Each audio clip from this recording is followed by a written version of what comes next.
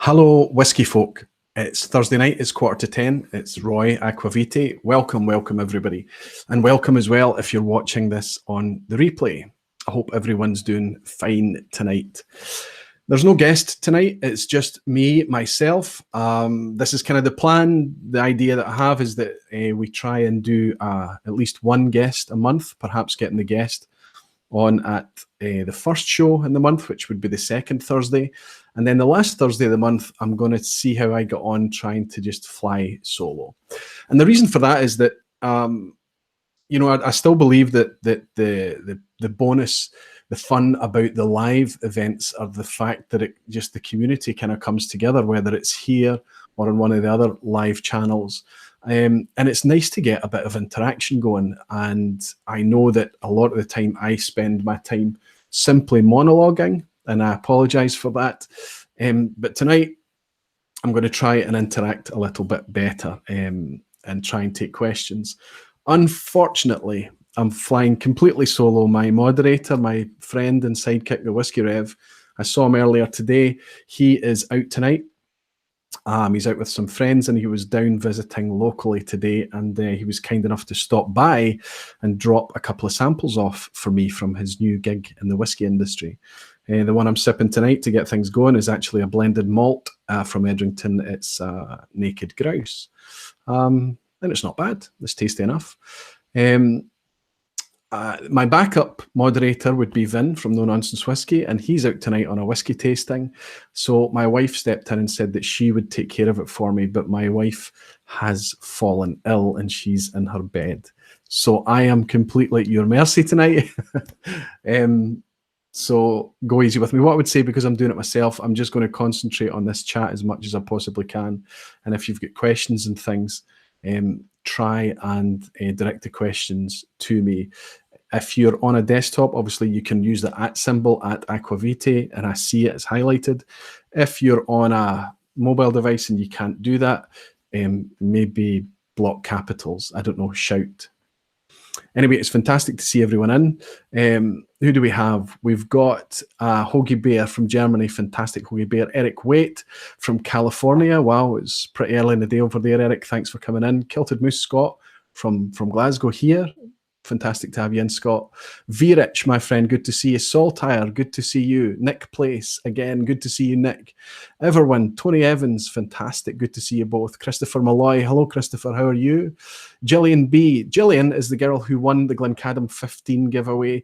I got the chance to meet up with Gillian in Glasgow recently and present her with her bottle. I spoke to her quite recently and she assures me that there's still some of it left. Good to have you in, Gillian. Wonderful to welcome you back again. Welsh Toro, good to see you in. Alan McDonough, hi Alan. I think I've seen your name before. If not, welcome regardless. Bourbon Shenanigans, welcome in. I think that's certainly a new name. Benji, good to have you in. Dwayne, good to have you in, my friend. John Pallister. Bronco Rog, I don't know if that's Rog or Rog. It's probably Rog, right? Regardless, maybe you can correct me. Is it Rog like a J or a double G, a hard G? Kian, good to have you in. Kevin Bryant. Craig Dollier, my friend Craig, good to have you in, Craig. Blind Whiskey Reviews, good to have you back again. Whiskey Untitled, hey Charles, good to have you in. Amy, that's Amy is Amy's husband's wife. Good to have you in, Amy. It's wonderful to see you join me week after week. Hardline DK. So I guess that's Denmark, right? So you're in Denmark, yeah. And the first question coming in, Hoagie Bear, tell your wife to get well soon. All the best for her. Yeah, it's my daughter as well. One of my daughters as well is down with it. It's just a high fever, bit of a virus. I'm a wee bit nervous that it's starting to work on me a little bit as well. But as long as I get through tonight, we'll be okay. Thanks for that, Hoagie. Thanks for the good wishes.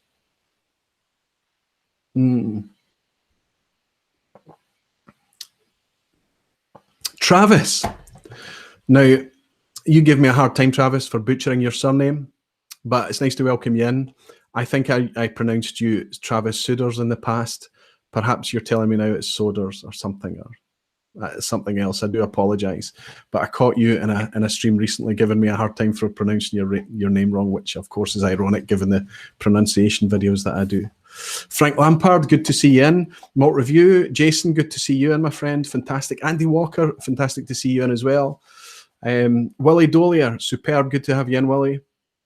I mentioned, and I was very, very late this week, and I do apologise for advertising this. As soon as I finished the live 2 weeks ago, I advertised this live and I posted it up on YouTube. And in my mind, everything was done and dusted and everyone knew that it was happening. But of course, I meant to a couple of days ago tweet out that just to remind everyone and put a little post on Instagram and things like that and send a message to patrons. And just the way things are with life in general at the moment, I completely forgot. I do apologise. So it probably means that folk are getting a bit of a late notification. But what I did mention when I tweeted it out is I managed to pick up one of these just last week. And I'm really pleased and really excited to be able to pick this up. You might be asking why. And the reason is that Springbanks are pretty hard to come by now in their native country. I would go as far to say even things like Springbank 10, because last year Springbank 10 dried up in the retail supply chain in this country for a little while. Now, it didn't dry up absolutely everywhere, but the shops that were out of stock didn't know when they were going to be able to get more stock in, and I think this is starting to happen quite a bit with Springbank. So their special editions, we're used to extreme special editions, kind of we're having to put our name on a list and things like that and just hoping we get the phone call. And it's kind of happening par for the course now with these Springbanks. But I was lucky to catch an announcement from my local specialist, the Good Spirits Company in Glasgow, who put a social media announcement out to say that they had some Longrow Red. And I grabbed some straight away. I jumped on it straight away and managed to get one. And also picked up the 12-year-old cask strength as well. But what I thought I'd do tonight, since it's just me hanging out with you guys, is that I would do a bit of an uncorking and pop this. The reason I was excited to buy this is that I was in a Glasgow bar, ordered a Longrow. I don't even think I was conscious of the fact it was a Longrow Red when I ordered it. I just spotted it there and I ordered it and then worked out that it was the 13-year-old Malbec.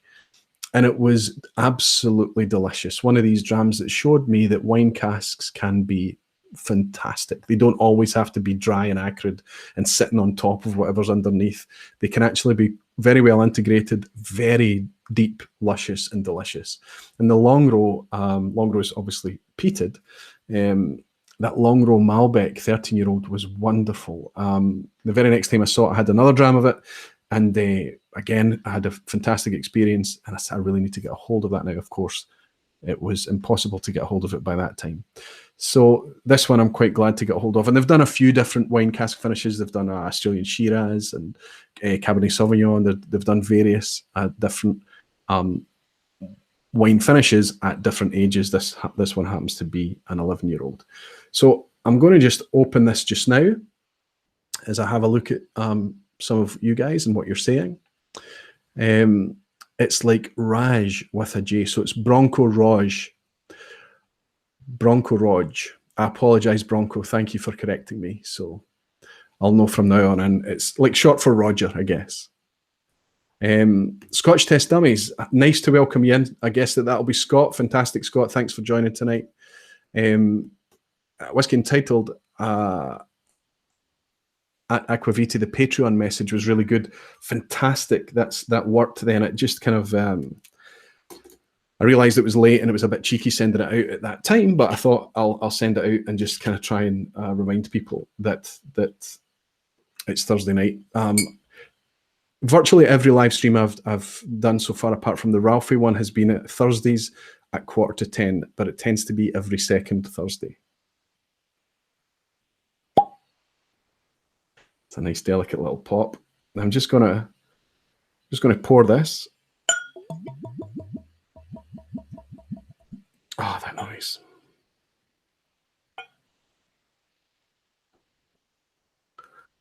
There we go. Now, I'm not going to review this, mostly because I'm not very good at reviewing whiskies.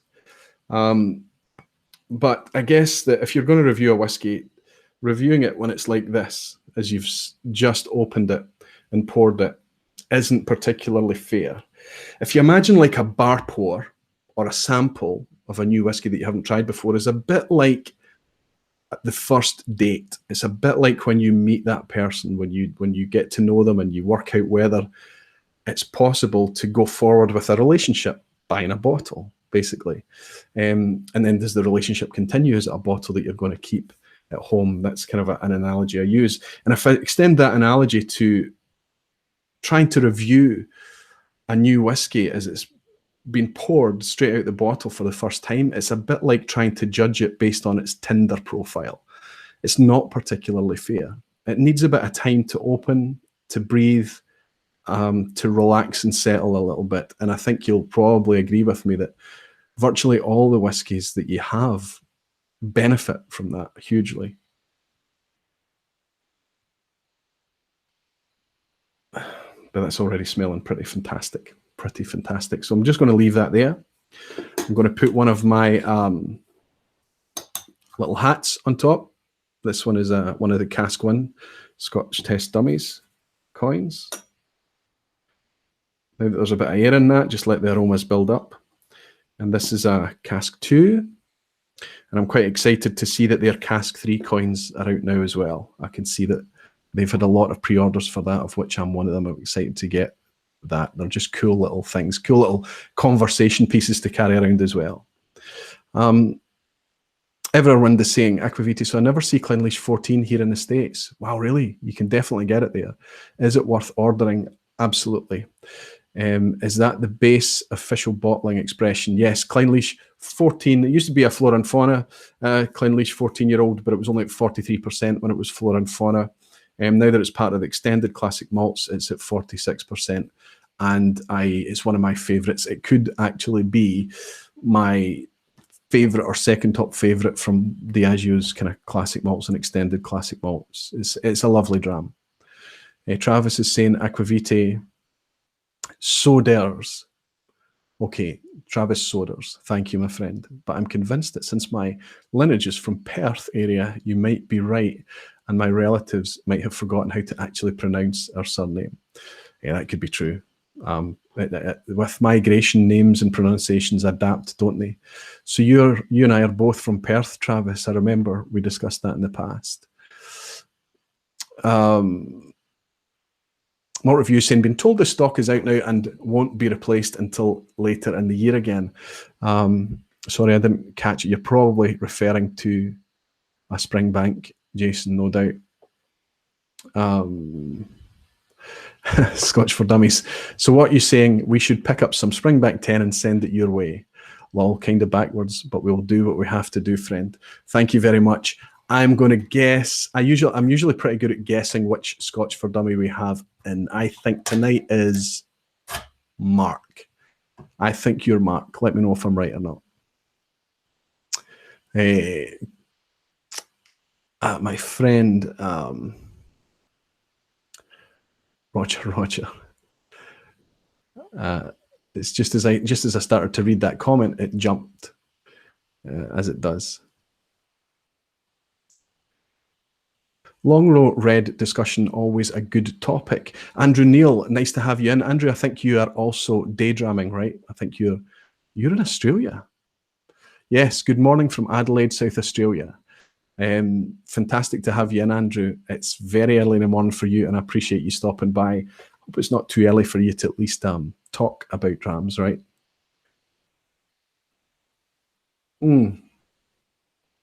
James Hope is in. Good to see you again, James. Sid Martin, how are you, my friend? Sid Martin stopped by my town just a couple of weeks ago, and we tried to hook up together, but his timing and my timing, we had a family staying here. I couldn't meet him, but I dropped off a small care package at his hotel for him. He was quite pleased to get that. I hope you enjoyed them, Sid, and it's lovely to welcome you in again. Frank Lampard is saying, Roy, I've tried the Deanston Virgin Oak. And will buy the 12-year next time at my store. What other Deanston expressions do you recommend? So that means you've had a good experience with the Virgin Oak. The Virgin Oak is I think it benefits hugely from its 46% presentation. I think it's just if you're gonna have a Virgin Oak non-age statement whiskey, so kind of Virgin Oak used to knock some edges off of what's otherwise quite youthful whiskey, then at least present it at a decent strength and also have the capabilities of Deanston to be able to put it together well. It's a great whiskey. The 12-year-old is fantastic. It's really, really good. And I have to check myself here because I'm becoming very conscious. I'm getting a lot of feedback. And I suppose this is obvious, but it is food for thought that when I evangelize about whiskies, when I get excited about whiskies, when I say whiskies are good, I'm starting to realize that there are people out there that are going out and buying based on my recommendation. And there was a guy recently who's actually started his entire collection based on recommendations from me in this channel. And that's quite sobering, let's say.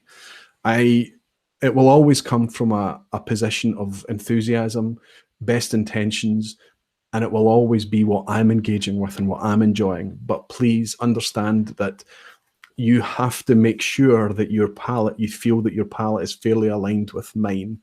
I started to panic a little bit when the guy said, I've populated my whiskey collection based on your recommendations. And he was thanking me because he's enjoying them all, but that's really quite fortunate.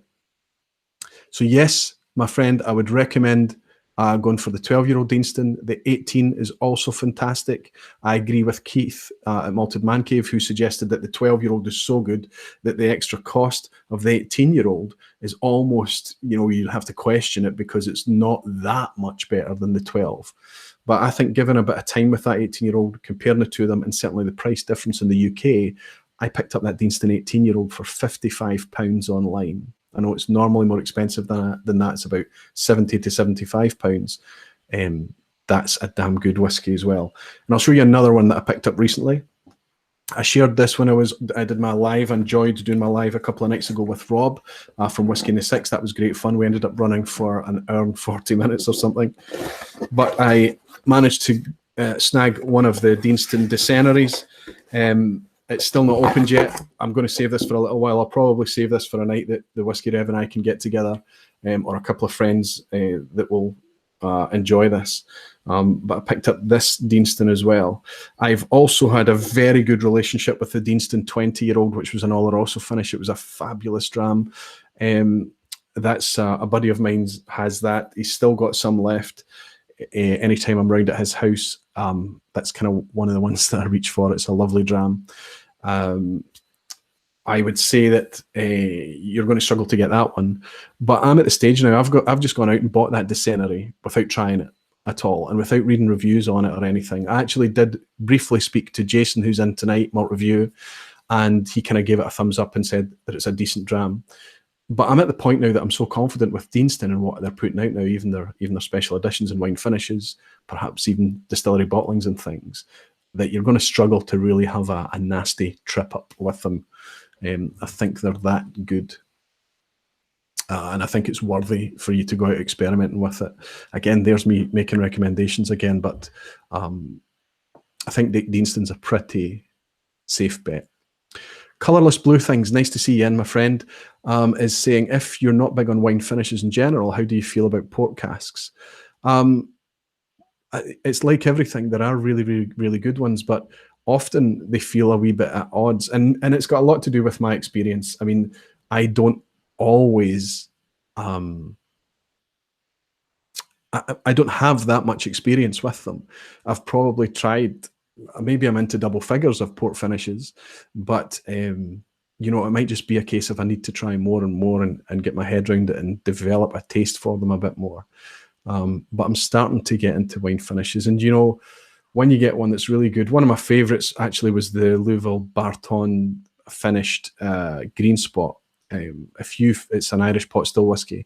Green Spot finished in the Louisville Barton casks where that expression was fantastic. And I noticed that Green Spot have brought another wine finished one out that I've not been able to try yet.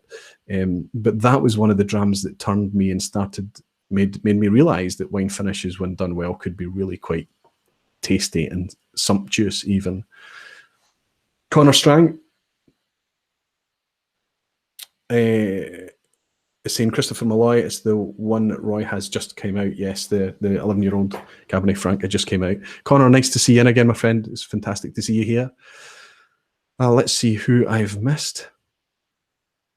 Pat Conmurph, good to see you, Pat. He's saying, got a Blair Athol coming tomorrow at the recommendation of Aqvavitae. See, there we go, Pat. So is that the 12-year-old Flora and Fauna? I just had a message from somebody else. I think it was Brandon Lee, who has just finished off. I don't know if Brandon's in tonight. He just finished off a bottle of Blair Athol 12 and decided that he's going to order another one on the back of it. So I hope, Pat, that you're going to enjoy that too.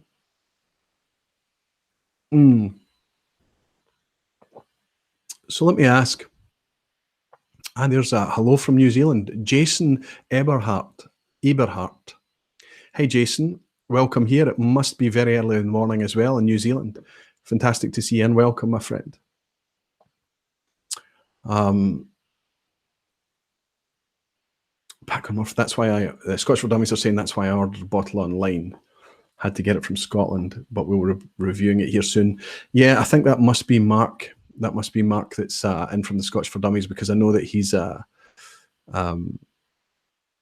well, if it helps, you've never steered me wrong on a Scotch, Roy. Well, that's good to hear. That's very good to hear. I would say that Mark is starting to spend quite a bit of money getting whiskey shipped in. I don't know if he's exhausting his local liquor stores, as he would call them. But that's good, Mark, and that's what this community is all about. I think once you realise that the folk are really into their whiskies and they get excited about things, and you can align yourselves with people that you trust and people that you enjoy their opinions on things, and you might even be able to align your palates. And when they start to get excited about things, then it's something that you can look out for, and it's certainly something that happens. Jason is saying Deanston all good, distillery exclusives more so. Well, that's great, Jason, for us, because we can just nip up there and pick up the distillery exclusives, I guess. But the other guys tend to be hunting around and hoping for secondhand samples and things. I'm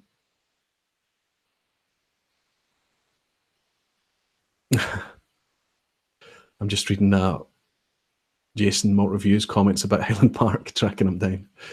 Eric Waite saying, Aqvavitae, I think we need to make a distinction between table wine finishes, Cabernet, Malbec, Pinot Noir,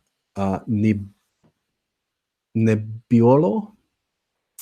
Never even heard of that wine, Eric. I know you would be shouting at me right now. And fortified wine. Yes, absolutely. Port, sherry, and Madeira. I agree with that completely. And other sweet wines such as Sauterne. Yes, I think you're absolutely right. Now, Eric, just to let you know, Eric's relatively new in whiskey. He's only a couple of years in the whiskey journey. 2 or 3 years, I think. But he's a huge wine buff, and he's a accredited sommelier. So I get exactly what you're talking about there. But I remember speaking to somebody a long, long time ago, and I've also read Charles MacLean saying the same thing, that to be wary of how much the incumbent previous contents in a cask actually imparts on the whiskey. And that's always been curious to me, because I certainly taste a significant distinction depending on what's been in the barrel beforehand.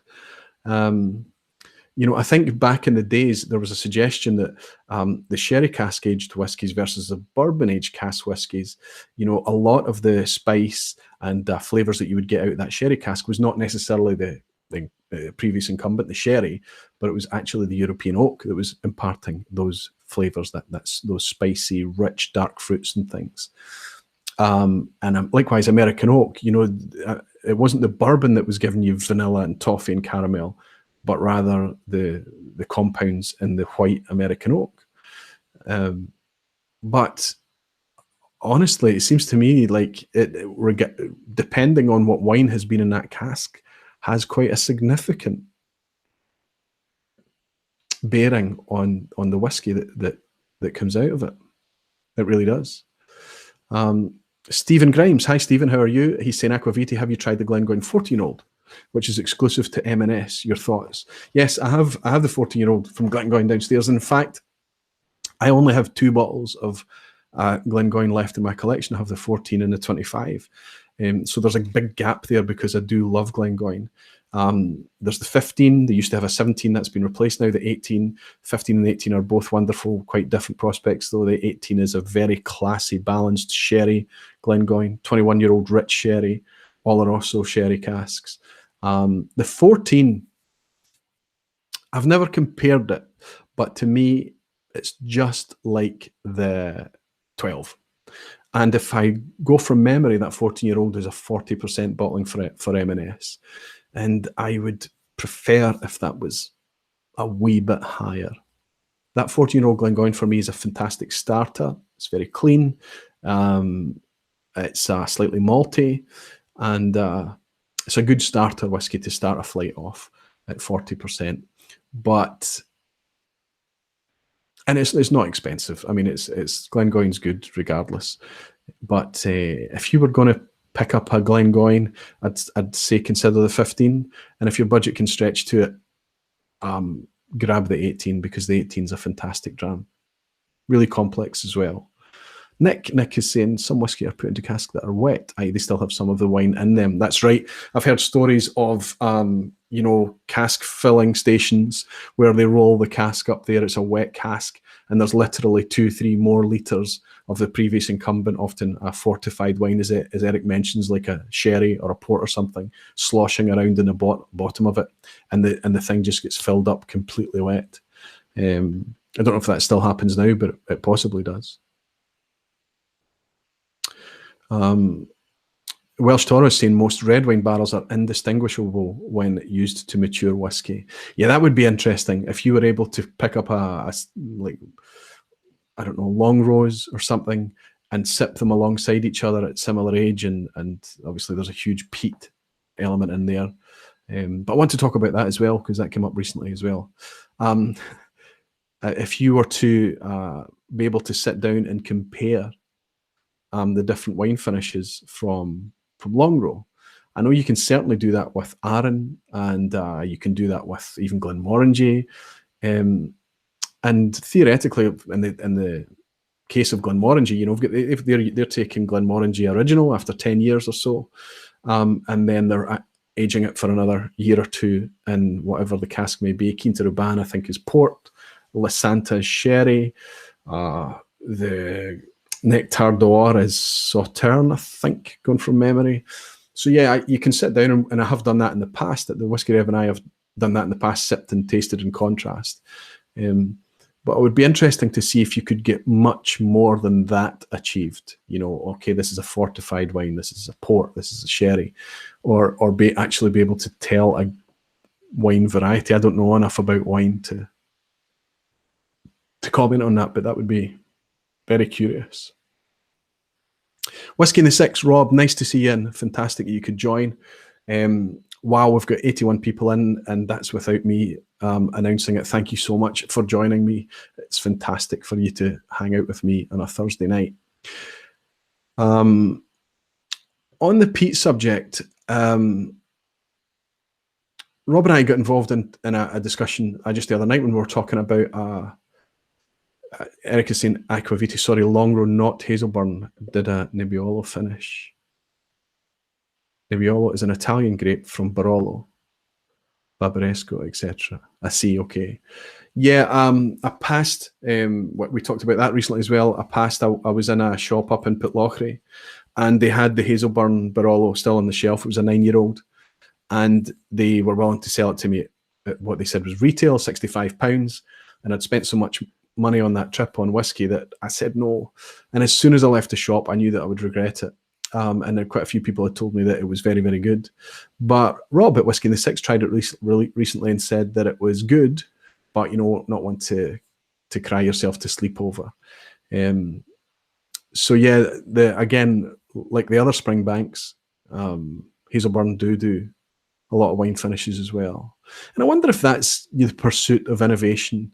Let me direct that question at you, Jason, at Malt Review. Is all the wine finishes in pursuit of innovation, experimentation to increase the variation in Scotch, or is it just got a hell of a lot to do with how scarce decent oak casks are? Because depending on who you ask, you get different answers.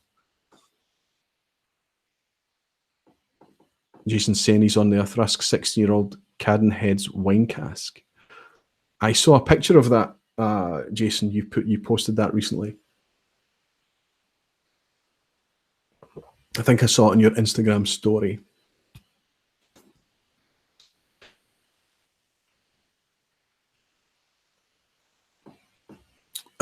Jason saying he's still got half a bottle of the Barolo. That's the Hazelburn you're talking about. If you fancy a drop Aqvavitae, I wasn't blown away by it. That would be very welcome. Fantastic. We'll maybe work out a wee exchange there.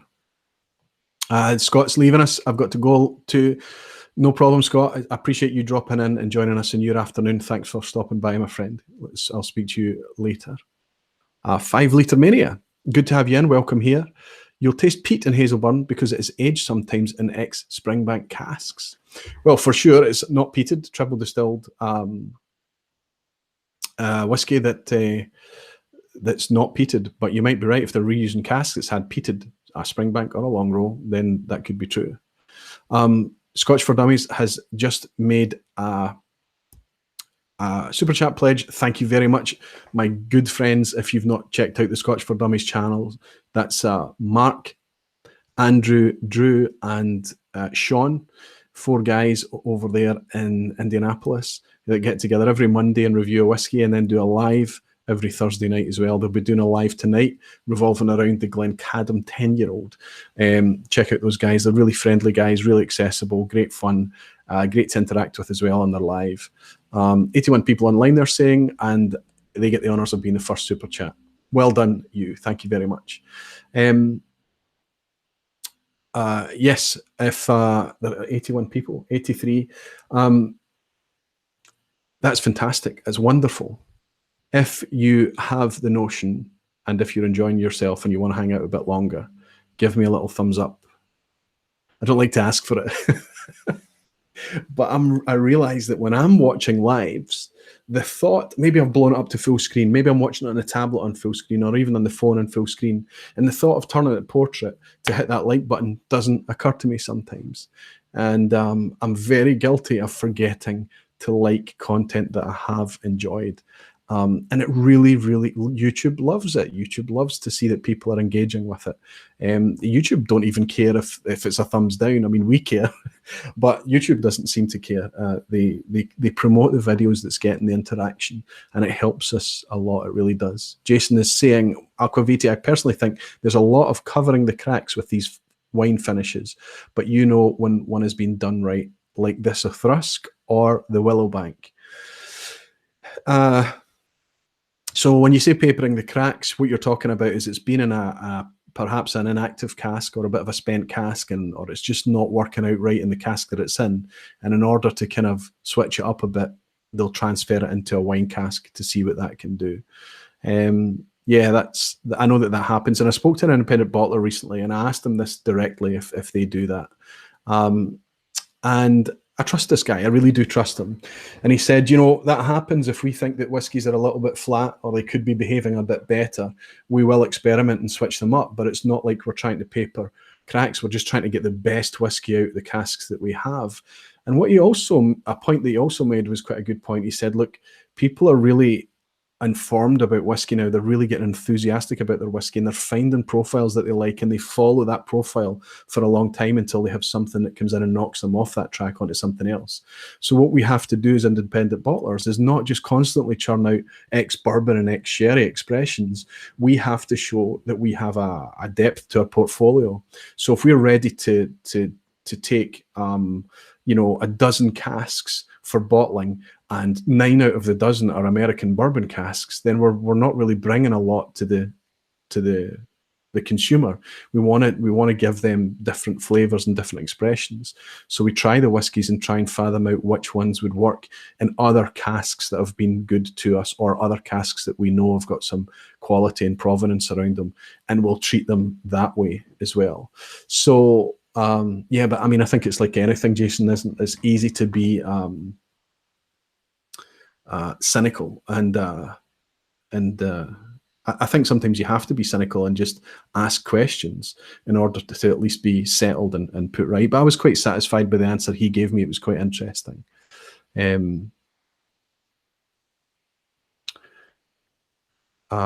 Whiskey Untitled is saying, Soraki S is in. Soraki S, fantastic to welcome you in. Good to see you here again. Whiskey Untitled is saying Aqvavitae with different casks. I think it's twofold. Due to the restrictions with Scotch and bourbon, it limits flavour, so adding wine, beer, and other spirit casks. Yeah, exactly that. That's exactly what I'm talking about, Charles. And of course, what we saw recently was on my last live, I talked about the Glenmorangie Spios and how they had used rye casks to age that whiskey to bring some other flavours and things to that whiskey. But at the same time, Diageo had been told that they absolutely cannot use tequila casks because it wasn't traditional. And you know, you want to ask a question. You want to, well, how traditional were bourbon casks until it was possible to get bourbon casks here? I mean, bourbon casks are relatively, in terms of how long we've been producing whiskey, bourbon casks are fairly new innovation. Rye casks, you know, if it was Scotch rye casks, fine, but we're only just starting to play with making rye again. So it's clearly North American, Canadian or US. So I don't know, if I've still not had an answer what's the difference between using a tequila or a rye cask. There's probably a good answer, a good reason for it. Blind Whiskey Reviews has given me a thumbs up. Thank you very much. Colours Blue things thumbed up. Thank you, my friend. Thank you. Hoagie Bear, after Clark's did some research and told me it was €30. Malt Review, the SMWS use a Sauterne cask when a cask fails their tasting panel and is then returned a few months to be tested again.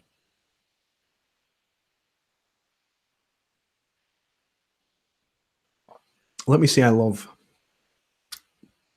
virtually everything I've tasted from SMWS. Not virtually, most of what I've tasted. But I am very aware that when you go through their release book, the proportion of them that are finishes that have been switched up. And you know what? My favourite whiskey for the last couple of years has been a whiskey that has sat quietly in a refill ex-bourbon cask. I just think, to my palate, it's got that perfect mix of the new make spirit, has still a bit of a voice because it hasn't been overpowered by the wood, but it's been in the wood long enough for the two to interact and for the wood to give up what it has, but also long enough for the environment to have a say as well. So that kind of three-part play. So you're talking about a teenager, 15 plus years. It's just sat quietly in a bourbon cask. If you can get it at cask strength, fantastic. But, you know, I'll accept down to 46% or thereabouts. That just seems to be the sweet spot. And my friend who's in here tonight, Welsh Toro, him and I do occasionally bring up and reminisce about a product that was available a couple of years ago, was Anok 16. And that was exactly that.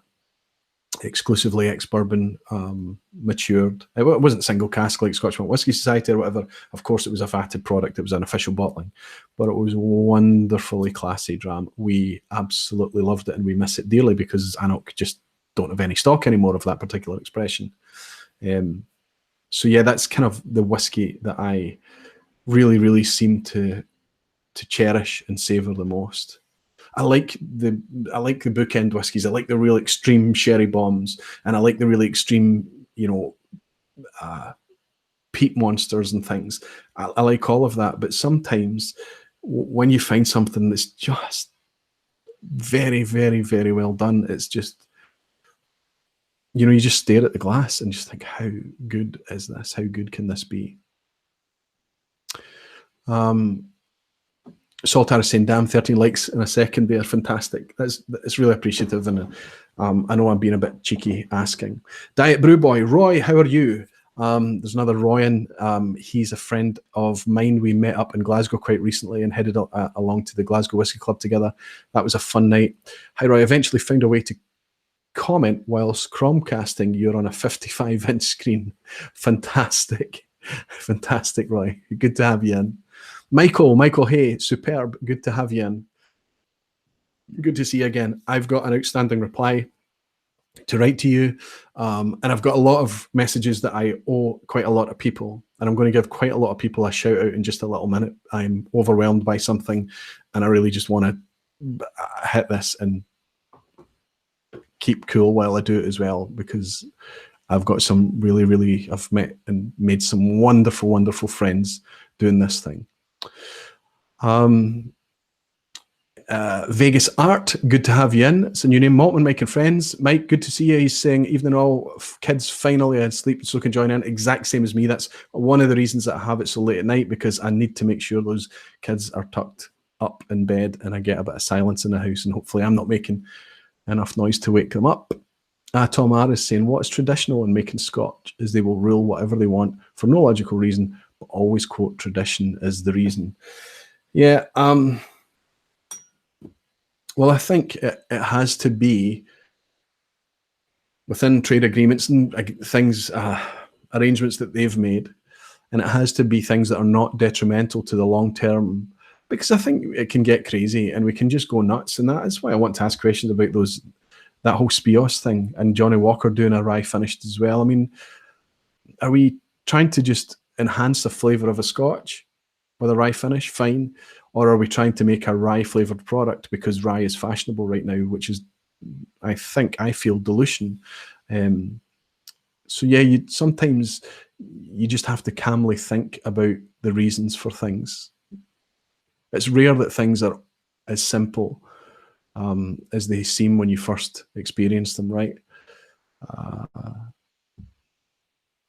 Jason is saying, what review Aqvavitae? I'm drifting back to ex-bourbon cask now, and Clynelish in a bourbon cask is a perfect symmetry. Well, I'm going to blow my own trumpet here. My friend Jason Whiskey Wise sent me a little flight of blind samples. He didn't tell me what they were, and he's off to India now, but the two of us hooked up about a week or so ago, and I opened 3 of them. And this never, ever happens. And I do have a bit of kind of insider information because it's Jason Whiskey Wise, and I know what he likes, and I know that probably know that he's going to pick the whiskies based on him knowing what I like as well. But I picked out 3 out of 3 blind. Said, this is a Paul John. I didn't know which Paul John it was, but it was lightly peated one. I think it's the edited. Maybe not. It was a Cavalan Solace cherry cask, very rich, very, if that's one of these bookend whiskies, it's really, really rich sherry. And the other one is exactly as you say, Jason. It was a Clynelish. It was a distillery-only bottling of a Clynelish ex-bourbon cask. And I sipped it and I sipped it, and I eventually said to him, this is Clynelish, but it's probably an independent bottling of a Clynelish, and it's from a bourbon barrel. So I got 2 out of 3 of those right. It wasn't independent, it was an official, but it was a distillery only, so not one of the regular ones. And I agree with you there. Clynelish just works very, very well if it's been given enough time just to sit. And I think that's why Brora ended up so legendary, because it was given enough time. The stuff that didn't get used in blends, the stuff that was allowed to age and be bottled as a single malt, had been given that time. So which is why Brora worked so well. I agree with you completely, Jason. Tom, I just bought 4 20cl bottles from Fat Dram. Never heard of Fat Dram, Tom. All cask strength, Talisker 6-year, Kahlua 6-year, Lafroig 16-year, and Helen Park 20-year. Can't wait to open them. Sounds fantastic. Fat Dram, is that an independent bottler over your side? Of apologise if it's just one I've not heard. Still got an Anox 16 in my collection. Tony, I'll trade you for it. I was bidding on one of those at auction recently, and they're not that expensive. You can still pick them up, so I'll probably be able to pick one up. But at the Whiskey Club, Roy, who's in here tonight, the two of us, before we went upstairs to the tasting that night, there was Anox 16 behind the bar. £5 a pour, wasn't too bad. And the two of us had one of those, and I had some little quiet moments sipping on that Anox. Aqvavitae, Welsh Taurus saying the Balblair 1997 is a very similar vein to the Anox 16. Yes, you're absolutely right. I never owned a bottle of the 97. It's tough to get that one now. Again, that's in a similar situation as the Anox 16. But you can still spot behind the bar and places you can spot 97 Balblairs. It was exclusively bourbon cask Balblair. You're absolutely right.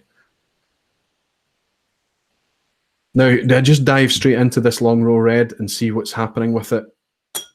Or just take a big noseful like I just did and stick a hat back on it again as I bring up another little bottle that I picked up recently.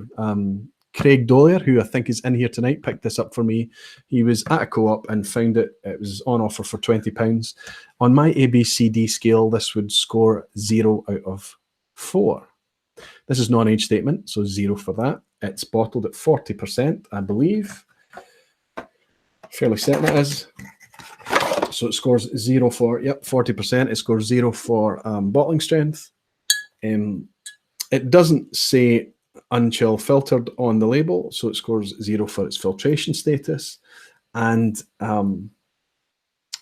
it's probably at least a little bit suntanned, right? So you're looking at whiskey. This whiskey here is perhaps anywhere, I don't know, could be as young as 5 or 6 years old, but more likely about a 7, 8-year-old type whiskey. I don't know. But this is Glen Keith. And Glen Keith, you don't get a lot of Glen Keith kicking around. Independent bottlers, yes. But official bottlings from Glen Keith, this is the first one I have ever happened upon. And the only reason that I decided to burn £20 on it is because Jason, Malt Review, who's in here tonight, said that while it's an on-age statement, 40% coloured and chill filtered, it's actually not that bad. So I was intrigued, and when I got the opportunity to grab one, I was very happy that Craig had picked this up for me. And Craig, you need to let me know if I've paid you for this. Am I sipping on tick right now?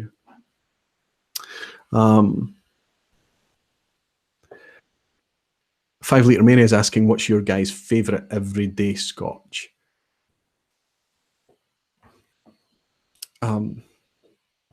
I switch it up quite a lot, but I have to say that you can't beat things like a Clynelish 14. If you're in that kind of mood, if you're in a kind of more sherried mood, maybe I would like a Bunnahabhain 12, maybe a Blair Athol 12 if I'm in a peaty mood, a little bit of peat Kilkerran 12. If I'm need a big hit of peat, maybe a Lagavulin 8 or big 10 occasionally, Laphroaig 10. I was recently at the Co-op near me, and they were clearing out their whiskey section for some reason, and they had Laphroaig 10 at £18 a bottle, and I just cleared the shelf, just tucked it away. That I can gift that. I have lots of friends that love that, and it's just good to have sitting there. I have Vin back from his tasting. He's probably half cut. How are you, Vin? So I now have a moderator, and I'm just about managing to keep up with it, Vin, because I'm flying solo and trying to concentrate on the comments tonight. But if you see anything that I'm missing, or if I'm making any stupid mistakes, perhaps I'll switch this phone on and you can send me through a DM with anything relevant, my friend. If you feel sober enough, of course, because I'm hoping that you've had quite a nice night doing whatever you've been doing. Switch over to your DM. Okay. Now, I do have a quiz tonight. It's just me, just you guys. If anybody wants to jump in and then get involved in the quiz, just in capital letters, if you can highlight it to me, fantastic. Or Vin, capital letters, just write quiz. And I'll write down the names, and I'll pick a couple of guys out to go head to head in the quiz, and they will have a little bit of a whiskey quiz right at the end. We're already 45 minutes or more through. Wow. Fat Dram is an independent bottler that sell 20 cl and 1 litre bottles at Binny's. Fantastic, Tom. Good. Metalman 71. Hey, Metalman, good to see you in. I caught you in Rob's stream the other night as well. Good to have you here. Welcome. Just killed a G&M Clynelish 11 year. I've not tried that one. The only one I could find locally where I was looking for the official 14. I hope it was good. I hope you enjoyed it. Thomas McCrory. That looks like a new name, I think, Thomas. Nice to welcome you in. Aqvavitae. Oh, God, he's going to hate it. Are you talking about the Glen Keith?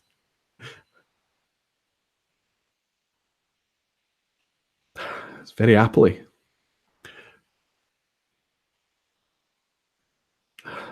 Very appley. It's like apple juice right now. Sweet, very sweet. Stephen Grimes. Stephen, welcome in. Good to see you. Every time I start to read, it just gets to the end and it jumps, and I've lost the place. It's really tricky. Stephen Grimes. Bunnahabhain 12 is my go-to. 46.3% unchill filtered, natural colour, £35. Absolutely. And in Marks and Spencer's, they were selling that for £29 recently. Quite unbelievable. Wonderful, wonderful stuff. Especially at that money. Aqvavitae Hogebear is saying, just checked, the Anox 16 is available in German online shops for £71. Well, that's not much more than it was here. I think it was just under £60 here. Okay, if you've not tried that, I think you would like that a lot. £71, so you're talking about €80. Mm.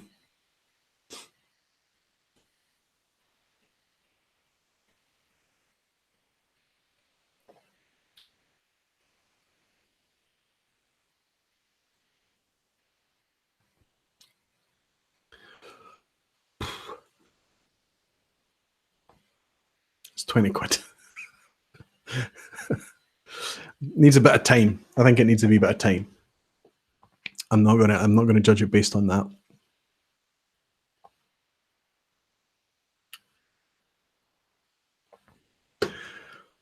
It's not a waste of £20.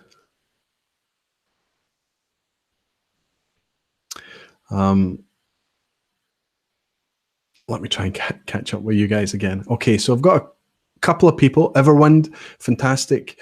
Hoagie Bear, as always, he's saying quiz. Everwind quiz, good. So Everwind, Connor Strang again. Connor is still the only guy who has scored a 10 out of 10. I don't think you would score 10 out of 10 tonight, Connor. Maybe you would. Connor, Hoagie, Everwind, Stalwarts, Whiskey Dick. Hey, Bill, nice to welcome you in, my friend. Wonderful to have you here.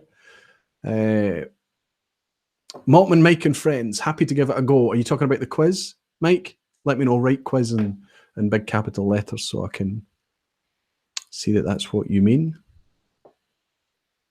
Malted Montreal, Swami. Hello, good to have you in, Swami. Good to see you've just appeared there. Hello, Swami's saying, damn, 99 viewers, 100 viewers. That's superb. That's because all you guys are turning up. Thank you so much. Okay, so we know we're going to have a quiz tonight a bit later on, I've got the questions ready. We just need to work out who it's going to be, who the head-to-head is going to be. It's just for fun. There's nothing, there's no prizes. It's just a bit of kudos, I guess. See if anybody can match Connor's feet. I'm going to a whiskey show this week, whiskey festival, whiskey show, whatever you want to call it. Now, this is one I missed out on last year. This is the Glasgow Old and Rare show. And the reason that I chose not to go last year was the cost of it. But when I looked into it and when I got a little bit of feedback about some of the things that were going on there, I was kind of, I think I probably should have bought 1 or 2 bottles less last year and gone to that event. So this year I've just thrown the money at it and decided to go. But I think I made another mistake. Jason, Malt Review, he's going on Saturday, so we won't be able to hook up, unfortunately, this weekend. But on Sunday, I'll be making my way along there. And I couldn't decide which of the 2 masterclasses on that day I wanted to go to, so I ended up going to both. Don Holland, good to welcome you in. Good to welcome you here, my friend. Nice to see you. So I'm going along to both masterclasses. Now on Saturday, they have a really good one. They have the Gordon MacPhail, and I think it's revolving around 50 years of Gordon MacPhail as independent bottlers bottling single malt whiskies. To me, it's bizarre that Gordon MacPhail have only been going for 50 years. Dwayne is saying, Lafroig, 10 for £18. I would be buying the case law. I bought literally every bottle that they had left on the shelf, which I think was 3 bottles only, maybe 4.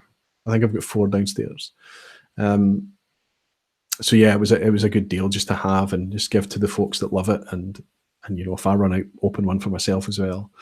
But on Sunday, the master classes that they have at the Old and Rare show, and the Old and Rare show is literally that. It's the old and rare whiskies. And when I have a real love of old fusty bottles, I like to taste history.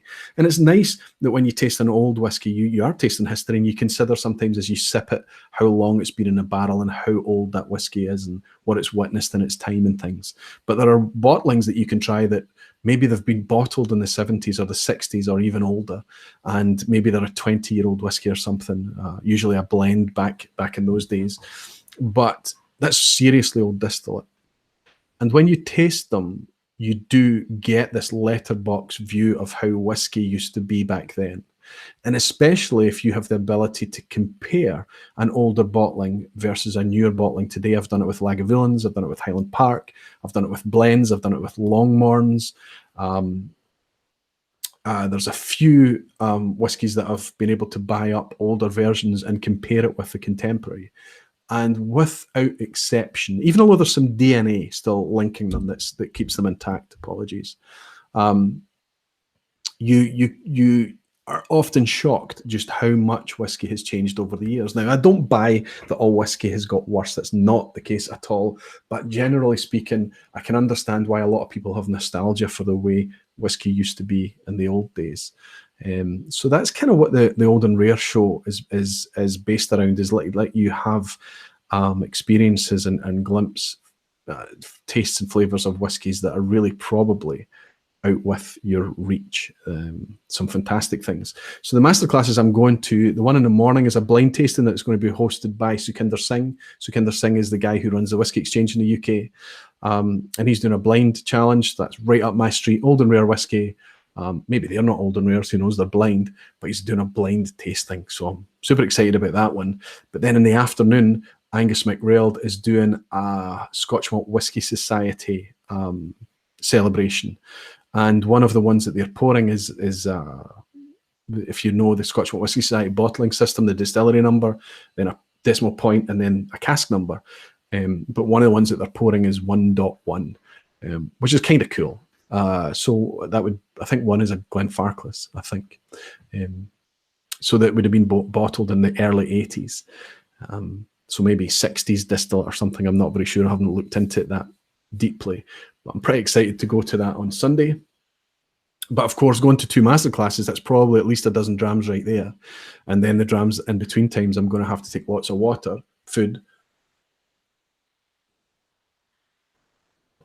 and just try and pace myself and make sure I get through it unscathed.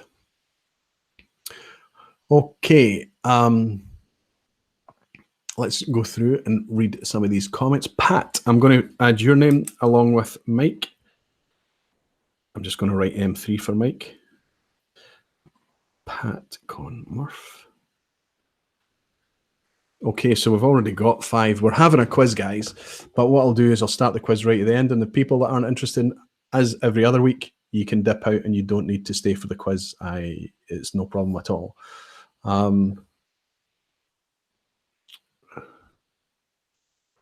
Yeah, Blind Whiskey Reviews. I've noticed Blind Whiskey Reviews, a guy in the States, and he's, I gave him a shout out a couple of weeks ago, and a few other channels that's the really cool thing about whiskey, and it's certainly spilled into the YouTube community and the YouTube creators as well, that we will love shouting each other out and just kind of saying, and we know what it's like to step in front of a camera, to take your whiskey game and your enthusiasm this side of the camera and do that. So when we see other people doing it, especially if we see a different angle or somebody that's actually got something cool and unique to offer, we kind of like to support each other a little bit.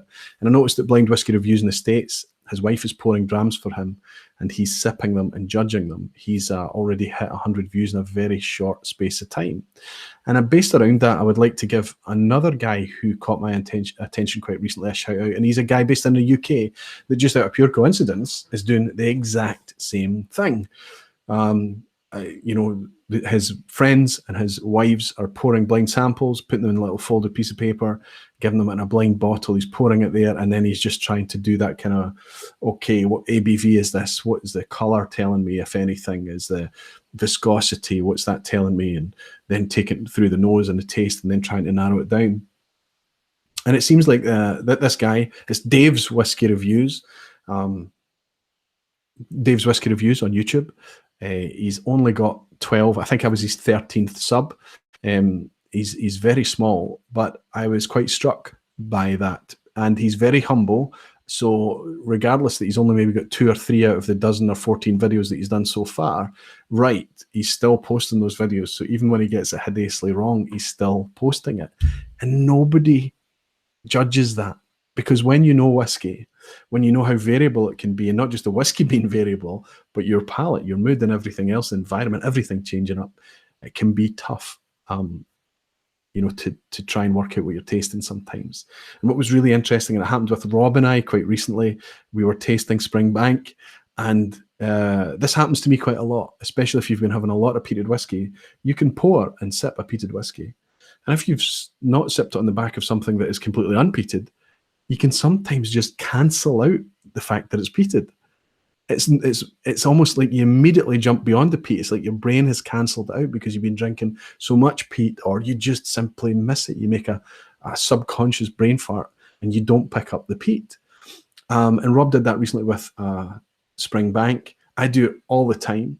And this guy at Dave Whiskies Reviews did it recently when he was nosing and tasting a Lagavulin 12-year-old cask strength.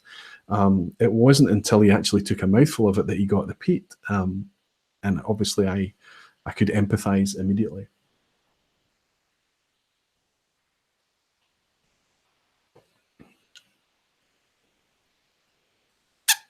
I think, Jason, that this Glen Keith, the Longrow Red is going to taste pretty good after this, I think. Now, I don't want to be hard on this Glen Keith because it's the very first dram I've had out the bottle. It's young whiskey. There's definitely quite a bit of virgin oak going on in there, but it's down at 40% as well. But it's £20. I mean, £20 for a single malt whiskey. And I can see that I'd be able to pour this for a lot of folk that would come to my house that like whiskey, but they're not really whiskey enthusiasts. I guess they just enjoy a dram. And, you know, I would be happy to pour for them and this for them. And if they wanted to throw ice in and things like that, absolutely no problem. It's that type of thing. Yeah. Kilted Moose Scott Monroe is saying, Aqvavitae, I get you with the peat. I've been taking down notes and completely failed to mention peat. Yeah, it's absurd how that can be, because if you gave that, you know, you're sitting there as saying that you're a kind of a whiskey fan and you've tried lots of whiskies. No, it's got vanilla and it's got this. And then somebody who doesn't drink whiskey at all picks it up, like your wife, and she just goes like that and she goes, oh, wow, that's so smoky. And you grab it and you smell and you go, Jesus, she's right. And you completely missed it. It's absurd. Maybe Scott, you and I we're just not good enough. I don't know. But it's amazing the amount of people that I speak to that get that.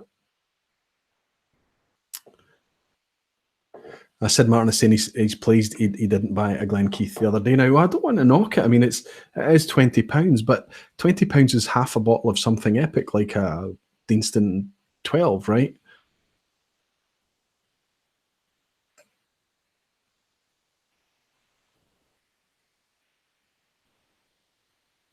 If this is only whiskey in the bar, I'll drink it all night happily, really. But already I know that this little Glen Keith is going to be one of those bottles that last a bit too long in the cabinet. I've got too many of those bottles that are flight starters.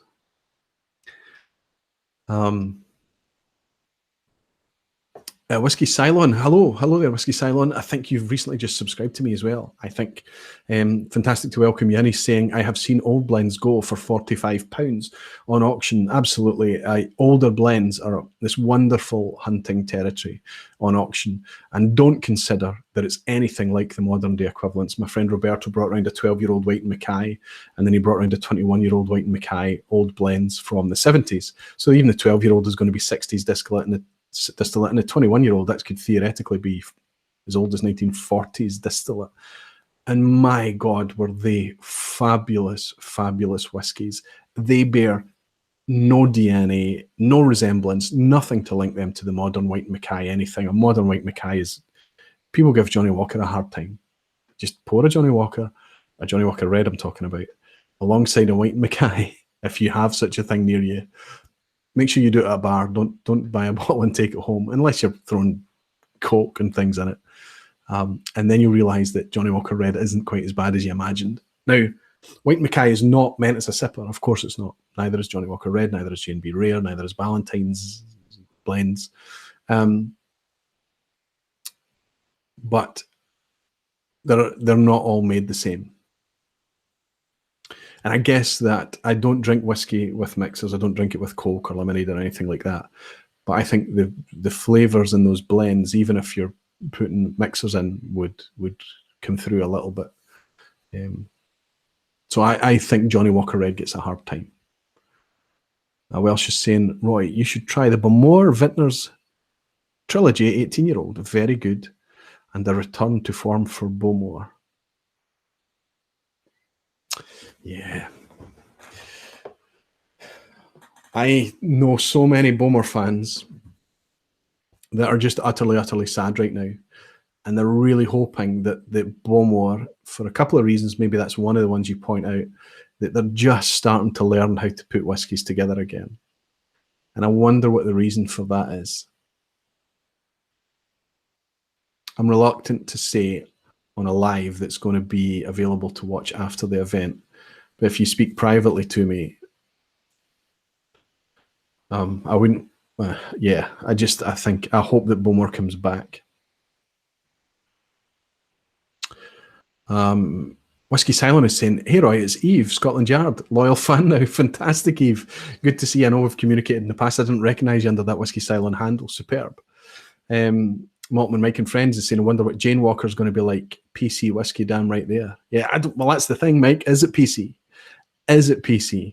If Diageo's marketing department get it absolutely spot on right, and there's a decent backstory and reason for it, maybe they could pull it off saying that it's PC. But Jane Walker, it's just an odd thing to come up with. I need an explanation.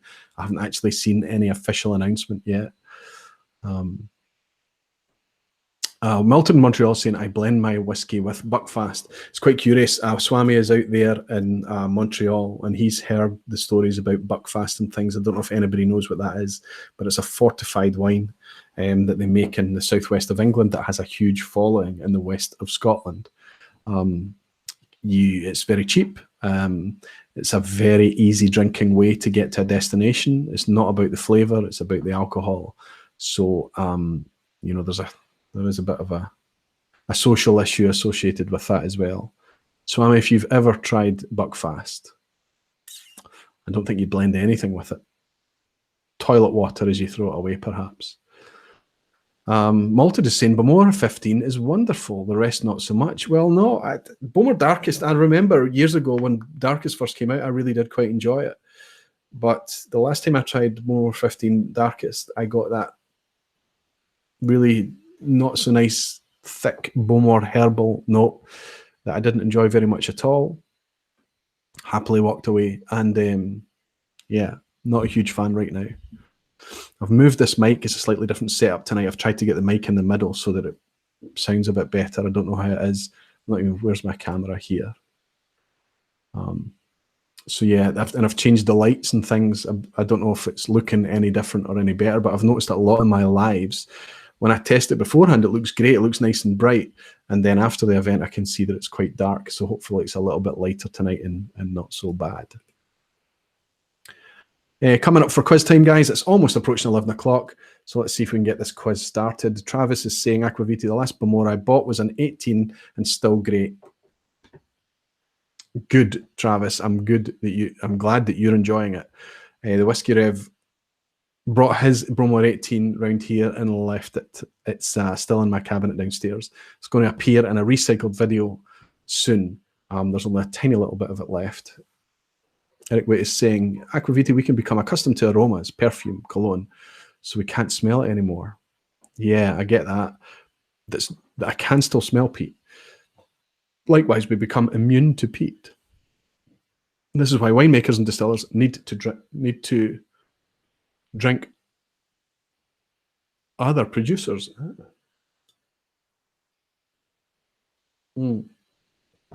That's interesting.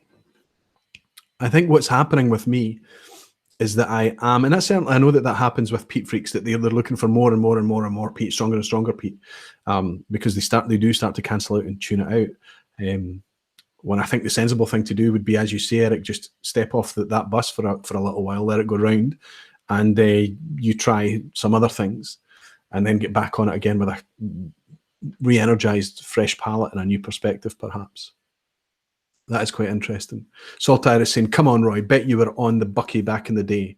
Yes, I would say I'd say that I was never on the Bucky, but I did try the Bucky. It was not one of my. I just went straight. I was just beer straight away. I had a very short relationship with cider, but I just got into beer very early, and I stuck with beer for years and years. I liked whiskey when I was really young in my teens. A bad experience, went off whiskey for about 15 years and didn't get back into whiskey until I was 35. And ever since I've been, so that's 18 years now. No, sorry, 13 years now. I've been mourning those kind of 15 years lost to not knowing what whiskey was about, and obviously mourning all of the whiskies that I could have picked up when it was really quite cheap, you know, Broras and things for £60. Well, she's saying, Aqvavitae, well, we are all funny about Bowmore. They are the greatest disappointment in the whiskey world. We are talking about corporate Bowmore. That Manthania 18 is very good, recommended. I've not tried it.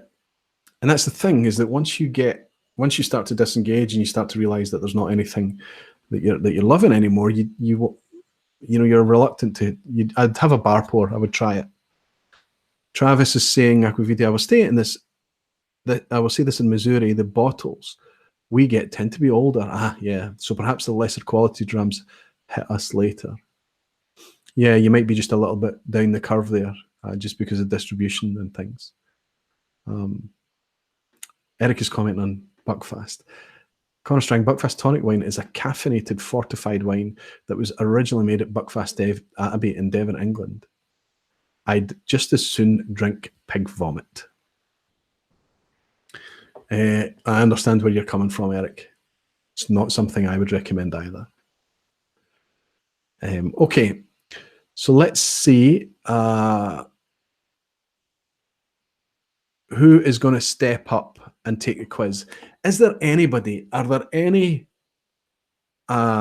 whiskey tubers out there that would jump in and take the quiz? We've got Rob is in there. Swami, come on, you're always up for it. You'd always plug in your headphones, even if you're on your mobile phone. Jump in and take the quiz. We've got, who else is still in here? Is Bill still in here? I know that Scott left. You know, there might be a whiskey tuber willing to come in and represent the whiskey tubing community up against our informed crowd. What do you say, boys? We've got 5 people. We've got Mike. We've got Maltman Mike has already offered himself. Maltman Mike has a YouTube channel called Maltman Mike and Friends Show. He's just cranked some life back into that again. He started doing things again with his buddy, the Whiskey Viking. Mike, maybe you would be the one to represent the whiskey tuber community. Connor, Hoagie. Hoagie's just started his own channel as well. Hoagie Bear has started to do some video as well. Every single week I tune into YouTube, there's a new channel. I am close to 90. I am subscribed to close to 90 English speaking whiskey YouTube channels. Quite unbelievable. Now, I hope that continues. Why? Because it will hopefully attract the community to grow and grow. I think everybody's going to find their audience as long as we bring quality content, as long as we can engage. I think that we will continue to grow the community in YouTube. I think the huge advantage that YouTube has is that the content isn't transient like Instagram, where a picture's there and gone. Twitter is even faster. YouTube community is the content that's produced, the things that you invest your time in stays there for a long time, and unless you choose to remove them, of course. But your content is there for a long time and it continues. So that kind of digital weight is a heavier weight, I think. And also, I just prefer to consume things by video. I know it takes time, but it's a different experience. And when you invest time in a channel and you get to know the personalities of the channel and things like that, I think it's a very fun thing.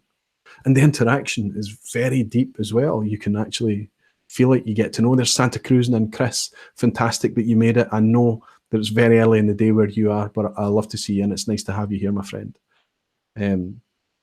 So let's see. Just before I shout out the names for this quiz, then I want to shout out a few names. Now, this is unbelievable, fantastic. Love you all. I think you're wonderful people. So excited to be part of this.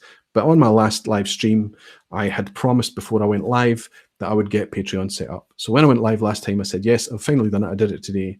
By the next Friday night, I had more than 20 patrons. And as things stand tonight, I have 25 people supporting this channel and what I put out. It's not a monthly payment.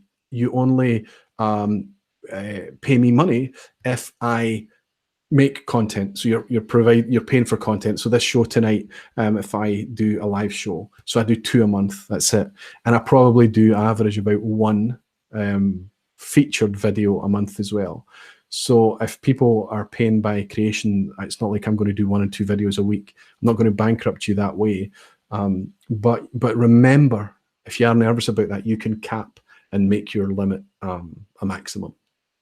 But I'm going to go through and say thank you to all of these patrons, and I'm going to find a way to thank all of you. I've got a collection video shot, so I promised that my collection video would be for Patreon and a Patreon environment. It's not something I want to put on YouTube, not because I'm worried about, you know, people breaking into my house or anything. It's just, I just, the format doesn't work. It's just me talking for like 20 odd minutes about the whiskies that I've got, and it's just an odd, I don't know, it's not the kind of content I want to put on YouTube, but I'm happy to share it with my patrons because I know a lot of my patrons are specifically asked me questions about that. So it's there and it's optional if you want to watch it, but it's not posted yet. Why? Because I've just sent the blind tasting challenge out to Keith at Maltman Mike, and he's filming that this week. And I said, I'm not going to post that collection video because he's a patron. And I don't think he's going to try and cheat and look at my collection, but I think he will look at the collection and it will throw him. Instead of him just going on his guts and his palate and his knowledge, you'll start to try and second think what's in my collection. And that would be a mistake because I may not have picked it from my collection. So after Keith's filmed his footage for the blind tasting challenge and sent the footage back to me for editing, I'll release the collection video and then little bits and pieces that I'm doing. I meant to do a little kind of setup video tonight to just show you what I do to set up for a live stream and things. But I'll do that one of these nights and just share little tidbits and things.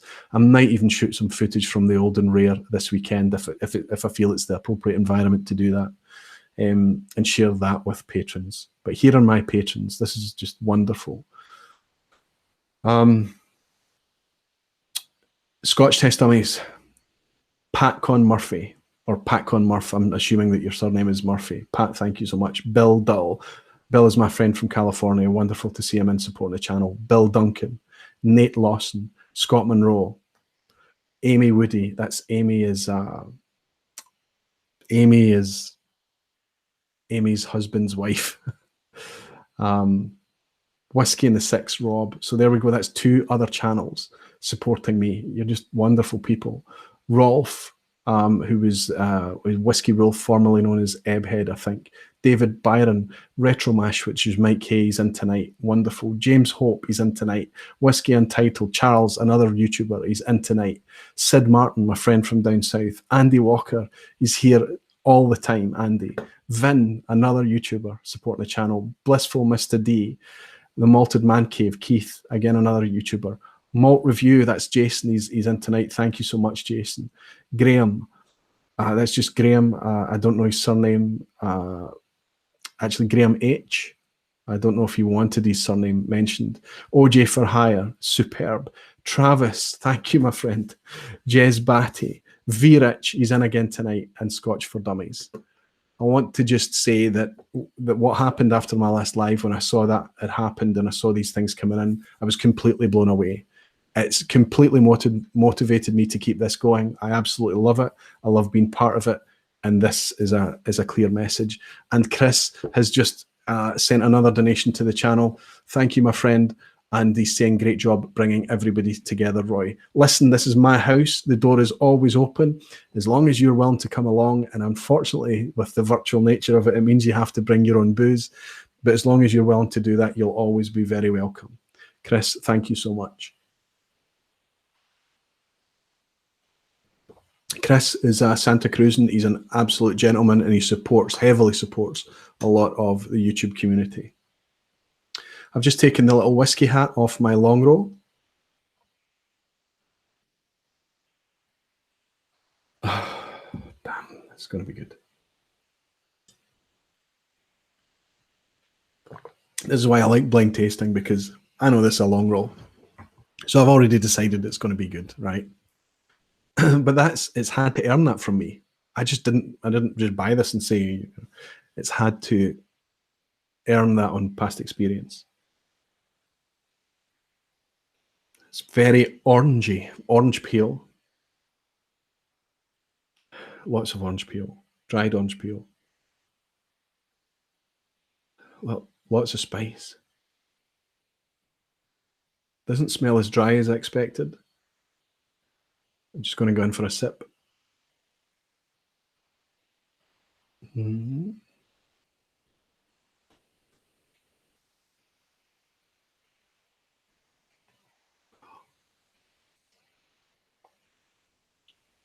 Oh, it's very dry.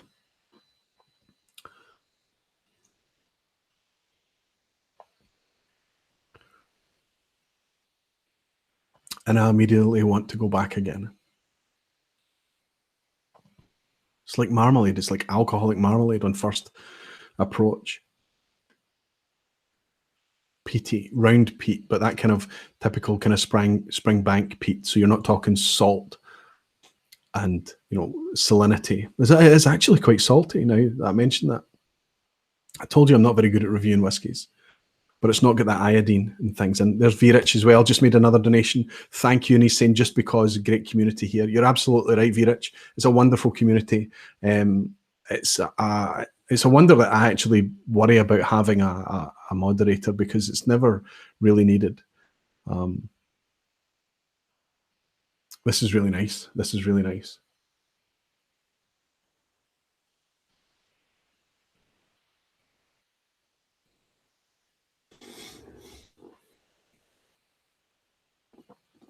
Oh, not a whiskey for a live stream. This is one to sit on the couch for a long time with. I'm going to put a dot of water in this, although the alcohol is really subdued for an 11-year-old whiskey at cask strength. It's 55.9%. Not a chance you would put it at that. You might place it at 48 to 50 tops.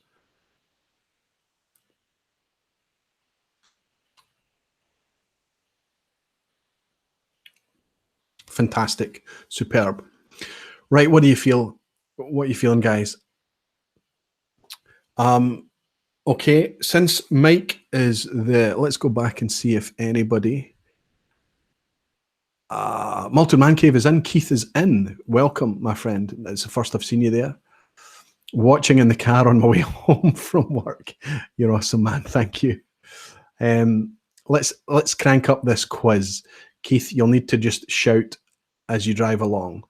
Mike from Maltman Mike Friends Show, or M3. Mike, if you want to go head-to-head with someone in the quiz, I'd welcome you to join. And out of Connor, Hoagie, Everwind, and Pat Conmurph. Pat, if I am correct, Pat, you're the only one out of that list that has not participated in the past. So if that's the case, please just confirm that you're willing to step up, Pat, and go up against Mike. And we'll put you two guys head-to-head. And I'll just run through with you how to do that. Vegas Art, thank you. I learned so much from all you whiskey tubers. Thanks. Vegas, that's wonderful. Thank you for your contribution. You're very welcome. And I appreciate you saying so. It's wonderful to get the feedback. Often wonder what I bring to the party, if I'm honest. The other guys just work so much harder than me and bring so much more content than I do. Okay, so I have a quiz. Now, I usually have it on a piece of paper, but tonight I tried to be smart. And I configured it so that it was on a slideshow here. And what I was going to do is switch backwards and forwards. But me switching to screen share and then back to you, it wasn't working. It was a bit clunky. So what I tried to do was sign in under a different account. And then obviously there's no way for me to mute out the audio from one of those accounts as I feed through on the same machine. So we get looping audio. So I need some more time to work out how to do that. But what I thought was a good idea, this isn't a wasted effort. I can share this slideshow with you. I can put the link in the description, and you guys can go in and play this quiz with your friends. I have to be honest with you, it's pointed at the geeky end of it. It's really geeky questions. It's whiskey geekery. So it's not the kind of easy access quiz questions that you could have, but some of you might find a use for it. And if you're interested in that, I'll put it in the link to the description below, and you can view this quiz after the event and play along. Pat is saying it might be the pain meds. Didn't mean to sign up. I'm in a sling recovering from surgery. So maybe when you just shouted quiz, you just wanted to have the quiz. John Paul Vanderhoven, good to have you in. He's saying go Pat. So Pat, clarify, if you definitely don't want in, I will offer it up to somebody else. No problem. There's no pressure to join this thing. Mike has been very brave.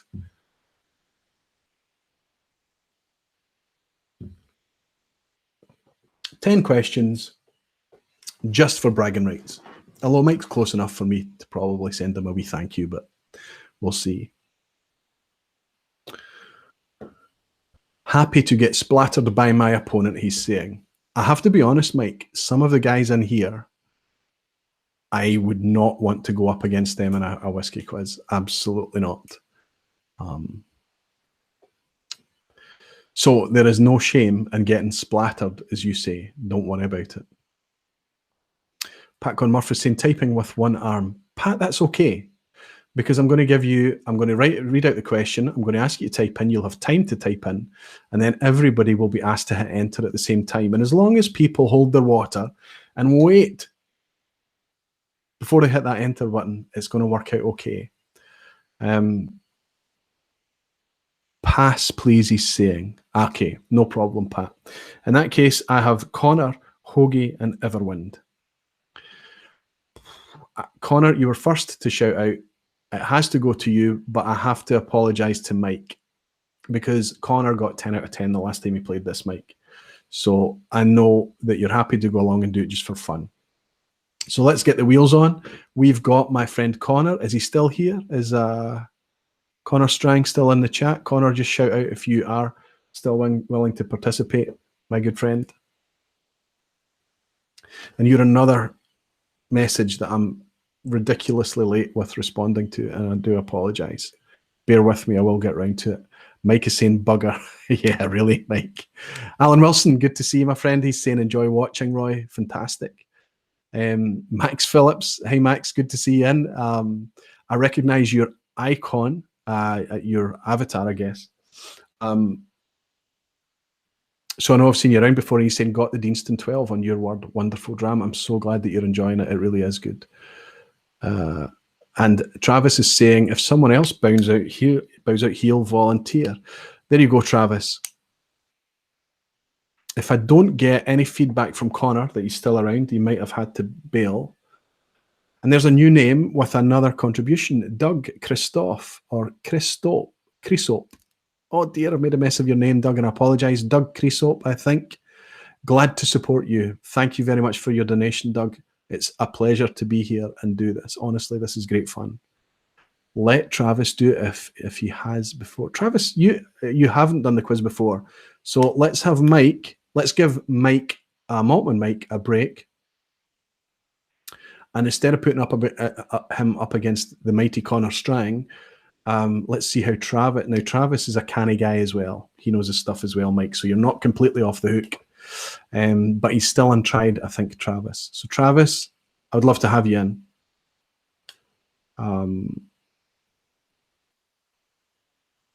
Fantastic. And Sid Martin, my friend, Sid has said that he will be second reserve if Travis injures himself midway through. The great thing is that you can, well, that's fantastic. That Longrow is fantastic.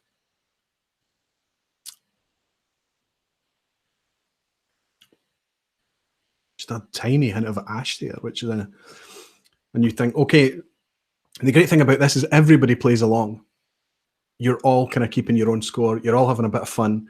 By all means, keep your own score. But the scores that I'll be writing down, the scores that I'll be keeping is Mike, Maltman Mike, against Travis. Superb. let's get it underway. So all we'll be doing is I'll be reading out a question, ask you to hold your water, please. Immediately, as soon as you hear the question, you know the answer, type the answer in, but don't release it. Don't hit the button. And what I'll say is I'll say 3, 2, 1, and everybody hits it at the same time. It comes pouring in, and I look out for Maltman Mike, and I look out for Travis. And what we'll do there is I'll just keep score of you two guys, and then we'll just shout out who's getting the right answers in the chat. Superb. Let's get on with this. Let me pull up this quiz. Question 1. Which distillery recently released the Shield and Voyage of the Raven expressions? So type in the answer and wait. Which distillery recently released the Shield and Voyage of the Raven expressions? Okay, that's you had a bit of time. I'm going to ask you to submit your answers after 3, 2, 1, enter. Bertram, I'm going to ask you to slow down a wee bit. I'm going to suggest that perhaps you've hit your answer there and hit enter just a bit early. That's okay. Bertram, it's nice to welcome you in. That's the first time I've seen you, my friend. Macallan Fine and Rare. I wonder who that is. It's a new name. I wonder if you're anything to do with Macallan. My buddy works at Macallan. It's an HP Raymaster. Maltman Mike and Friends show is saying Highland Park. Travis is saying Highland Park, and the two of you are right on top of each other. Fantastic. Connor Strang, Highland Park, unfortunately. Nick Place, Highland Park. Santa, it's quite fashionable to hate Highland Park right now. But we forget that everything that they put out flies off the shelf, and they're a bloody business. We don't need to engage with it, of course, but they're there to make money. And, you know, when they're getting barraged by people wanting to buy their stuff every day, they make stuff.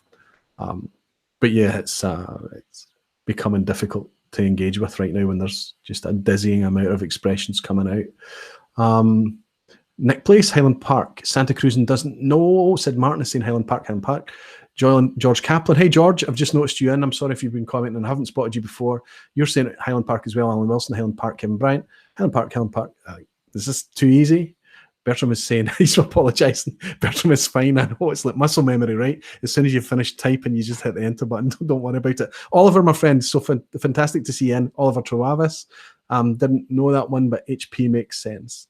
Of course, both guys got it absolutely right.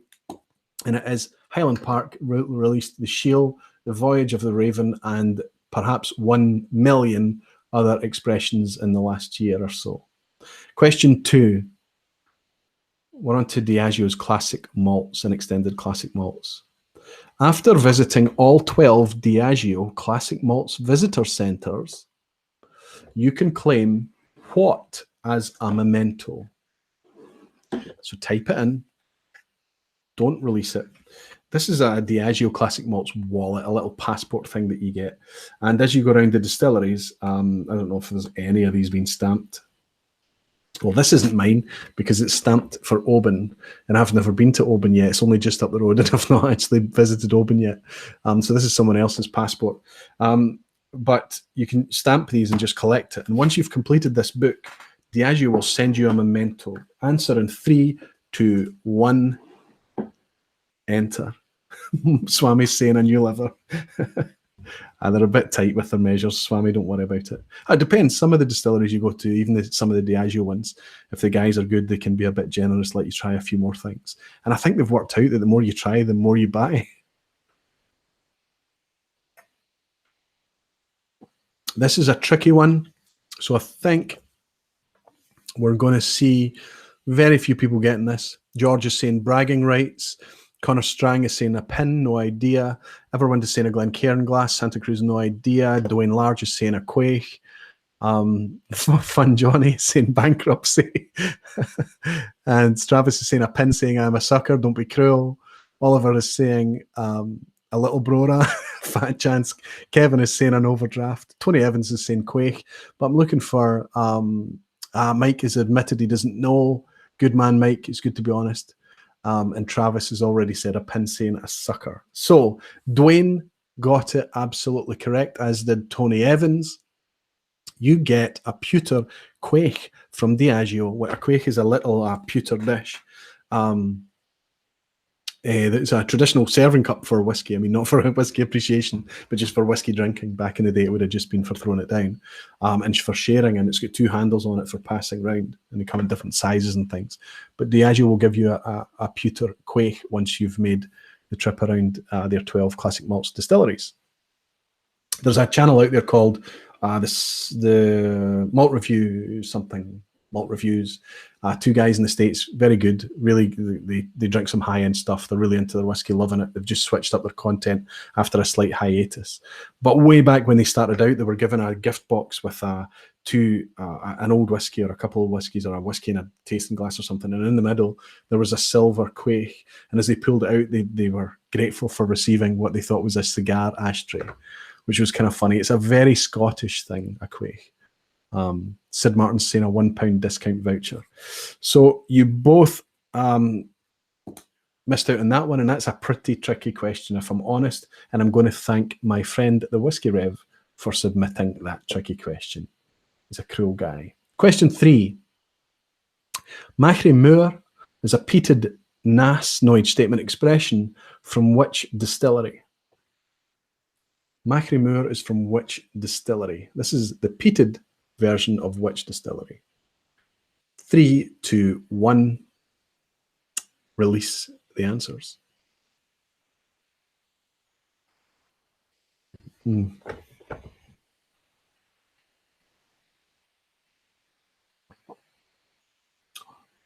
nice.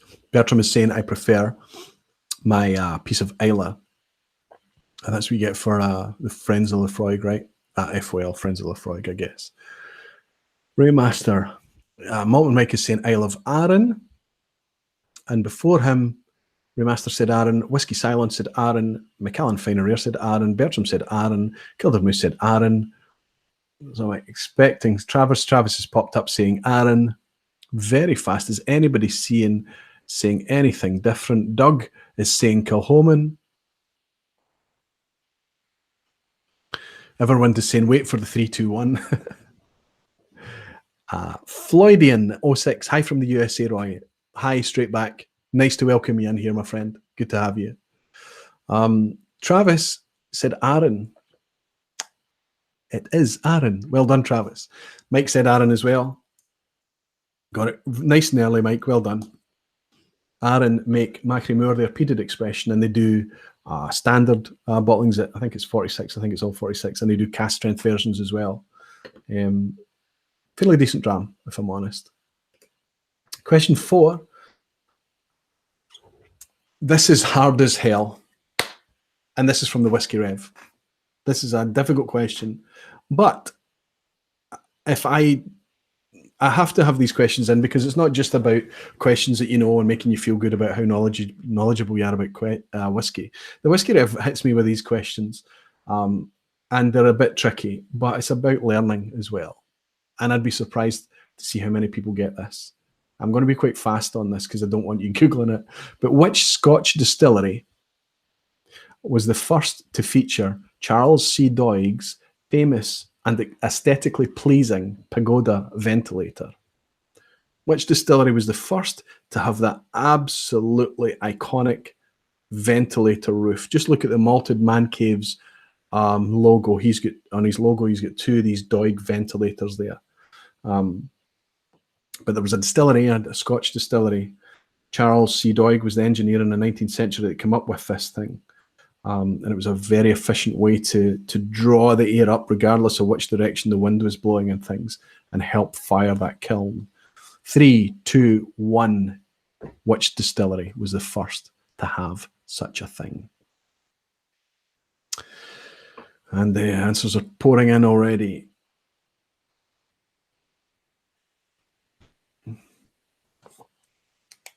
Travis is saying, damn it, Rev, and he's absolutely right.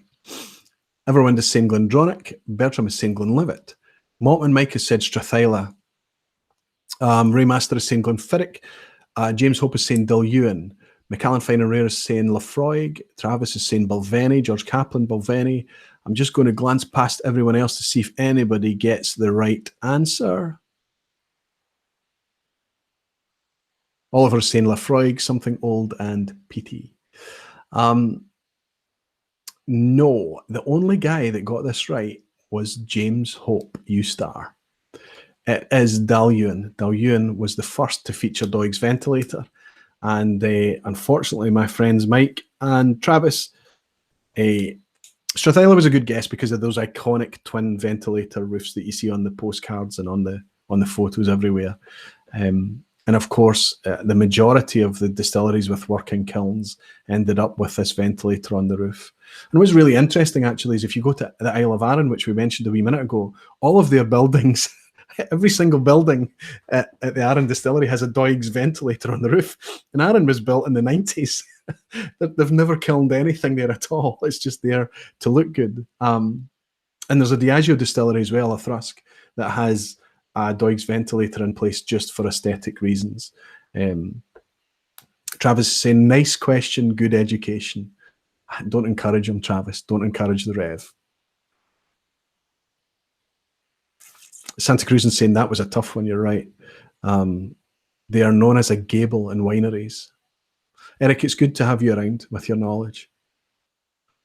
And George is saying, good thing I haven't quit my day job. I feel like that every day, George, really. Okay, good. Question 5. YouTube channels is a Whiskey Tube question. YouTube channels Whiskey Biscuits and the Whiskey Vault are creators located in which US state? There, an easy one. That's not one of the Whiskey Revs questions. 3, 2, 1, enter.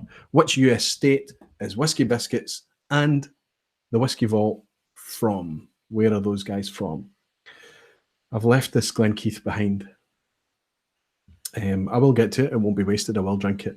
But this Longrow, sip by sip, is getting better and better and better. It's all pouring in, pouring in, pouring in. Oh, very early. Very good, Travis. Well done. Maltman Mike, I'm going to give you a countdown if I don't see you in 5, 4, 3, 2.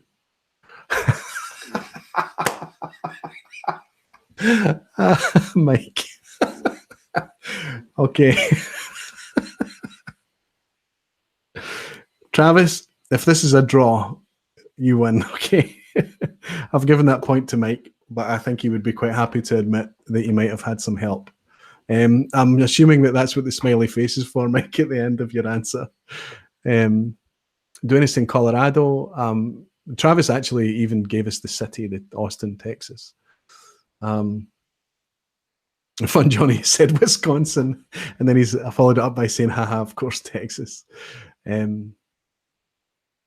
Whiskey Biscuits, is that a euphemism for something else? They actually named it out of one of their episodes, one of the episodes when they were discussing a particular thing, what we call, I think here it would be more of a muffin style thing, but in the States they're biscuits apparently, I don't know. It wasn't fair. I'm one of the first 50 subs to the Whiskey Vault. They're just doing amazing things. The amount of I mean, they're just good fun guys to watch. They're really cool. Great fun, great chemistry between them, really good humor. I mean, they're just living just the whiskey life. It's awesome to vicariously live that through them. But they bring it week out. They bring so much content. It's always funny. Often, I want to grab Daniel on his pronunciation sometimes because I know I'm the pronunciation police. But I don't care about pronunciation normally. But when a guy is as knowledgeable as Daniel is, and you hear him saying Clonelish, you just want to say, "Dude, you're like a Scotch god. Don't say Clonelish." But the knowledge that he's got, and it's not just about knowledge, it's about how that knowledge is applied and how he understands the whiskey dynamics, the whiskey landscape and things. I'm talking about Scotch. He's also got a very deep knowledge of American whiskies and world whiskies as well. And then the fun and the humor that Rex brings along. And you can see why the subscribers are flocking to them, and they are a phenomenon. And while that they're bringing all these people into the YouTube environment, we all benefit out of that as creators and as a community. I think that's just my opinion. I think they're doing a really great job. So yeah, they're from Texas, and you both get a point for that, Mike, just barely. I'll give you the benefit of the doubt, buddy. John Paul van der Hoven is saying Klein Elish, that's right. Which of the following new distilleries, this is question 6, which of the following new distilleries will not be found on Islay? So I'm going to give you an ABC, 3 distilleries. One of them is not Islay. So it's very easy. You just need to put in the letter A, the letter B, or the letter C and hit enter after the countdown. But A is Ardnamurchan, B is Gartbreck, and C is Ardnahoe. These are three new distilleries in various stages of build, of construction, but one of them is not on Islay. After 3, 2, 1, A for Ardnamurchan, B for Gartbreck, C for Ardnahoe.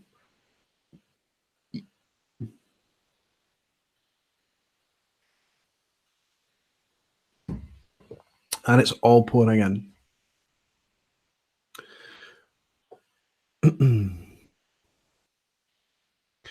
Jason Coates, hi Jason, is just saying Texans. John Pallister is saying A. Dwayne is saying A. Maltman Mike is in with A. James Hope A. Connor Strang A. Santa Cruzan B. Santa Cruzan. Fun Johnny A. Travis is saying A. So that's both of you got your answers in. A. Kilted Moose Scott A. Tony Evans A. Bertram is saying B. George Kaplan A. Sid Martin B. B. So a few of you think that Gartbreck is not Islay, but most of you are saying that Ardnamurchan is not Islay. Ardnamurchan is a distillery that's going to be located on the west coast of the mainland that will be owned by Adelphi. Gartbreck has just found its way out of a dispute over land on Islay, which looks like it's going to go ahead fast now. So that is on Islay, and Ardnahoe will start producing before the Fisheel Festival this year. It looks like they're on schedule to actually be producing by the time the Islay music of the Islay Festival, of Music and Malt is running at the end of May. So Ardnahoe should be up and running in May this year. Gartbreck and Ardnahoe both on Islay. Ardnamurchan A is the answer I was looking for. Mike and Travis both got them right. Very well done. Ardnamurchan is on the mainland. Question 7. What would you call the device? This is a production question. What would you call the device running from the head of the still to the condenser? What connects the head of the still to the condenser? In 3, 2, 1, answer. As you can see, we try and switch it up here. We're trying to give you kind of geeky, techie production questions. We're trying to bring you up to date with new distilleries. We're trying to talk about existing distilleries and history and little fun facts. And then the Whiskey Rev weighs in with his super hard questions. All the answers are pouring in. Just go right ahead. Who have we got answering here? Oliver is saying a line arm. McCallan Fine and Rare line arm. James Hope line arm. Connor Strang line arm. Sid Martin line arm. Tuxedo Malfunction. Nice to have you in, Tuxedo. That's a new name. Line arm. Kilted Moose. That's amazing. When I passed Ardnahoe site last year, there was nothing there. I know. Well, there's a video on Maltman Mike's channel where he actually scoops an interview with Jim McEwen, and that's very interesting. Jim McEwen being his very usual self, standing there and talking about how the distilleries come across, and the aspect that they've got there, that view over the Sound of Islay towards Jura, and you can see the paps of Jura in the distance and things, and just the weather. If you've ever been on Islay, it's so almost violent in its transitions between calm and sun to rain and wind and storm and things. It's just going to be such a fantastic thing to behold where they're positioned, very close to Bunnahabhain and Colilla, that side of the island. Now, I have an answer in from line arm from Mike as well. But that's tricky depending if you are in the States or overseas. Yeah, sorry, Travis. I'm very much Scotch-based. I am a bit of a noob when it comes to American whiskies. But you both answered line arm. And you're both absolutely correct. Question 7 was a line arm. Travis Souders is saying, scroll up Aqvavitae. Okay, you were worried I didn't spot your question. Don't worry, buddy. I got you. I got it. Good. The lag is very short tonight. It's barely 5 or 6 seconds, I'm noticing. Okay, question 9. Only 2 left to go, and it's neck and neck. This is a damn good quiz. It's very tight. Travis has got the edge, though, Mike. If we're all, just let me know that you confirm that he's got the edge, because you might have stolen that whiskey biscuits question. Question 9. Glen Breton is a Canadian malt whiskey. distilled at which distillery? So there you go. We're talking about world whiskies as well. It's not all Scotch. Glenbretton is a Canadian malt whiskey distilled at which distillery? In 3, 2, 1, go. Where do they distill Glenbretton? Now, this is an embarrassing thing that happened about 10 or so years ago, where the Scottish Whisky Association chased them down and tried to suggest that they weren't allowed to say Glenbretton because they were trying to pose as Scotch whisky, which is just nonsense. They're based in Nova Scotia, for crying out loud, which is New Scotland. Maybe the SWA just wanted to make a statement or wanted to show that they would play the game and they would be serious about such things. But they've got a perfectly good reason to call their whiskey Glenbretton. Okay, it's all pouring in. Kilted Moose is admitting he's got no idea. Connor Strang is saying Glenora. Maltman Mike is agreeing, Glenora. As is Travis saying Glenora. Everyone is saying Seagrams. Funjohnny Weller. Santa Cruz is saying Crown Royal. Canadian Club. Don Holland is saying Glenora. So, boys, you both got it correct. Don Holland correct. Connor Strang correct, of course. James Hope Glenora. Dwayne Glenora. Sid Martin Glenora. Well done. Glenora is a distillery where they are making Glenbretton. You both got it right.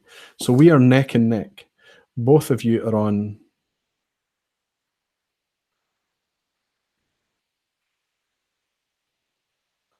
Why have I got...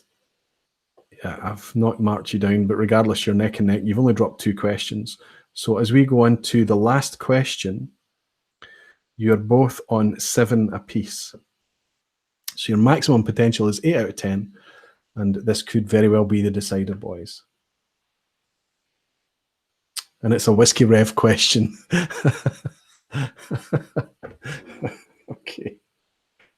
Okay. Glenurry Royal and Royal Brackla are 2 distilleries to feature royal warrant status. That is, they can use the word royal in their name, and they put it on their packaging and on the bottle. They brand themselves as Royal. Glenurry Royal and Royal Brackla are 2 distilleries to feature royal warrant status. Name another.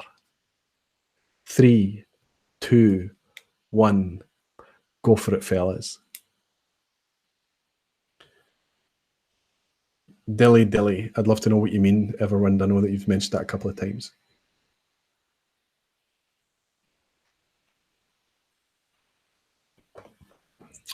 Tony Evans has jumped in. Lochnagar.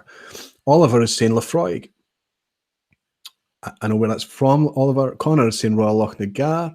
McCallan, Fine and Rare Lochnagar. James Hope Lochnagar. Everybody's saying Lochnagar. Travis Lochnagar. And Mike is saying he's out. You're going to be kicking yourself, Mike. Literally spitting teeth kicking yourself. Well done, Mike. Well done. Well done for just ponying up and admitting it. Yes, Travis, you're absolutely right, as is so many of your peers. Everybody's saying Connor, of course, James Hope, Nick Place, John Pallister, Oliver Travavis, McCallan, Fine and Rare, Sid Martin taking a guess at Lochnagar, Bertram, everyone saying Edredar. Nope, it is Lochnagar. Santa Cruz, Lochnagar. So Travis, you've managed to score a very respectable 8 out of 10. Maltman Mike, you have scored a very acceptable and respectable clear pass mark of 7 out of 10. But the laurels go to, and I did warn you, Mike, beforehand, that Travis was a canny fellow. Travis scores 8 out of 10 and takes the honours this week. Like I said, I'm going to finish this presentation when I redo the live after the event and put the thumbnail in and write a description and all of that stuff. It might be tomorrow. I'll put the link in for the quiz so that you can see the questions and you can share it and things like that. Let's have just some closing comments. I think it's a good job by the guys tonight. Those are both very, very strong scores. I didn't see Connor getting any wrong. I think he would have done at least 9, 10 out of 10.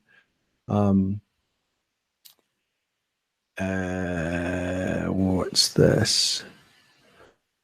7, 10 works for me. Good man, Mike. Travis, you can have my job at House of Mall. I Actually, I'm not surprised anymore. It doesn't amaze me anymore, but it has been very sobering to realize that, you know, I'm sitting here doing live shows and doing whiskey videos and things like that, and the community that I engage with probably know a hell of a lot more than me. So it's an absolute pleasure to be able to do this and to share this with you. It does feel like I get my whiskey geek fix on every second Thursday. I love doing the feature videos. I love doing the recycle videos and things like that. I love making them and putting them out there. And I get a buzz, you know, when everybody comes in and comments and things. But this is a different dynamic. This live thing is a different dynamic. And it's good fun. Kevin is saying good stream, Roy. Cheers, Kev. Kevin, thank you very, very much. I just follow you guys. And if you think that there are things that I could switch up, if I could be snappier, if I could be faster, if I could focus on topics, if I could, you know, and the quiz is going to stay now. There's been too many people that have said no. There are some people saying they don't care for the quiz and they leave early, but there's so many people saying that they enjoy the quiz. And I don't care that it ends up being the same people that stay for the quiz. If we park it at the end of the live stream and everybody else drops off beforehand, I'm okay with that. It's fine. Chris Beaton is, I haven't shouted you out tonight at all, Chris. It's great to see you in. He's saying you're a great Aqvavitae. Love asking you about whiskies. Hope I don't bug you too bad. Chris, not at all. That's what the comments are for. And by the way, if you put it in the YouTube channel comments, and please, guys, remember to like this video. Remember to give it a wee thumbs up. And if you enjoyed it, when the thing is on there, leave a comment. You've left millions of comments. I shouldn't even have that. I shouldn't be asking for that. But leave a little comment under the video as well. I love the engagement that these live streams even get after the event. This is me coming up for 2 hours again. I'm not going to let it go to 2 hours this week. It's wonderful. So yeah, lead me. Let me know what you like to have out of these quizzes. Let me know if you're okay with it being every 2 weeks. I'm okay with it being every 2 weeks. I can just about fit that in and fit around that. Travis is saying the quiz is just a bit of fun. Thanks again. Absolutely right, Travis. Tom is saying I enjoy every time you go live. Just wish I was at home to watch the whole show. Keep up the great efforts and content. Tom, you're a wonderful man. You're a wonderful supporter as well. It's wonderful to have you around, and it's nice to have you say kind words as well. It's just great. All you guys are fantastic. I know that when we get to the quiz at the end of the show, it's the stalwarts, it's the real guys that hang around till the end, and it's very, very much appreciated. Remember tonight that I'd like to just thank the Whiskey Rev for his contribution to the quiz tonight. The Scotch for Dummies go live after me tonight. I think they're doing a live show revolving around their Glen Keith 10-year-old that they had earlier in the week. That was a very interesting review. Go back and have a look at it if you haven't already, because it's quite a light, it's maybe not a beginner's whiskey, a Glen Keith 10. Very light, very easy whiskey, but there's more to it than meets the eye. And they reviewed that and they picked that up earlier this week, and I think they're going to go live with it later on. So fantastic. I hope that you hook up together and you're able to hang out with the dummies as well. It's very late for the Europeans, but for the Americans, that's your next gig, is with the Scotch for Dummies. Thank you all so much for joining me. Thank you for tuning in. This Longrow Red has been fantastic, and I get the impression, and I don't doubt that each pour is going to get better.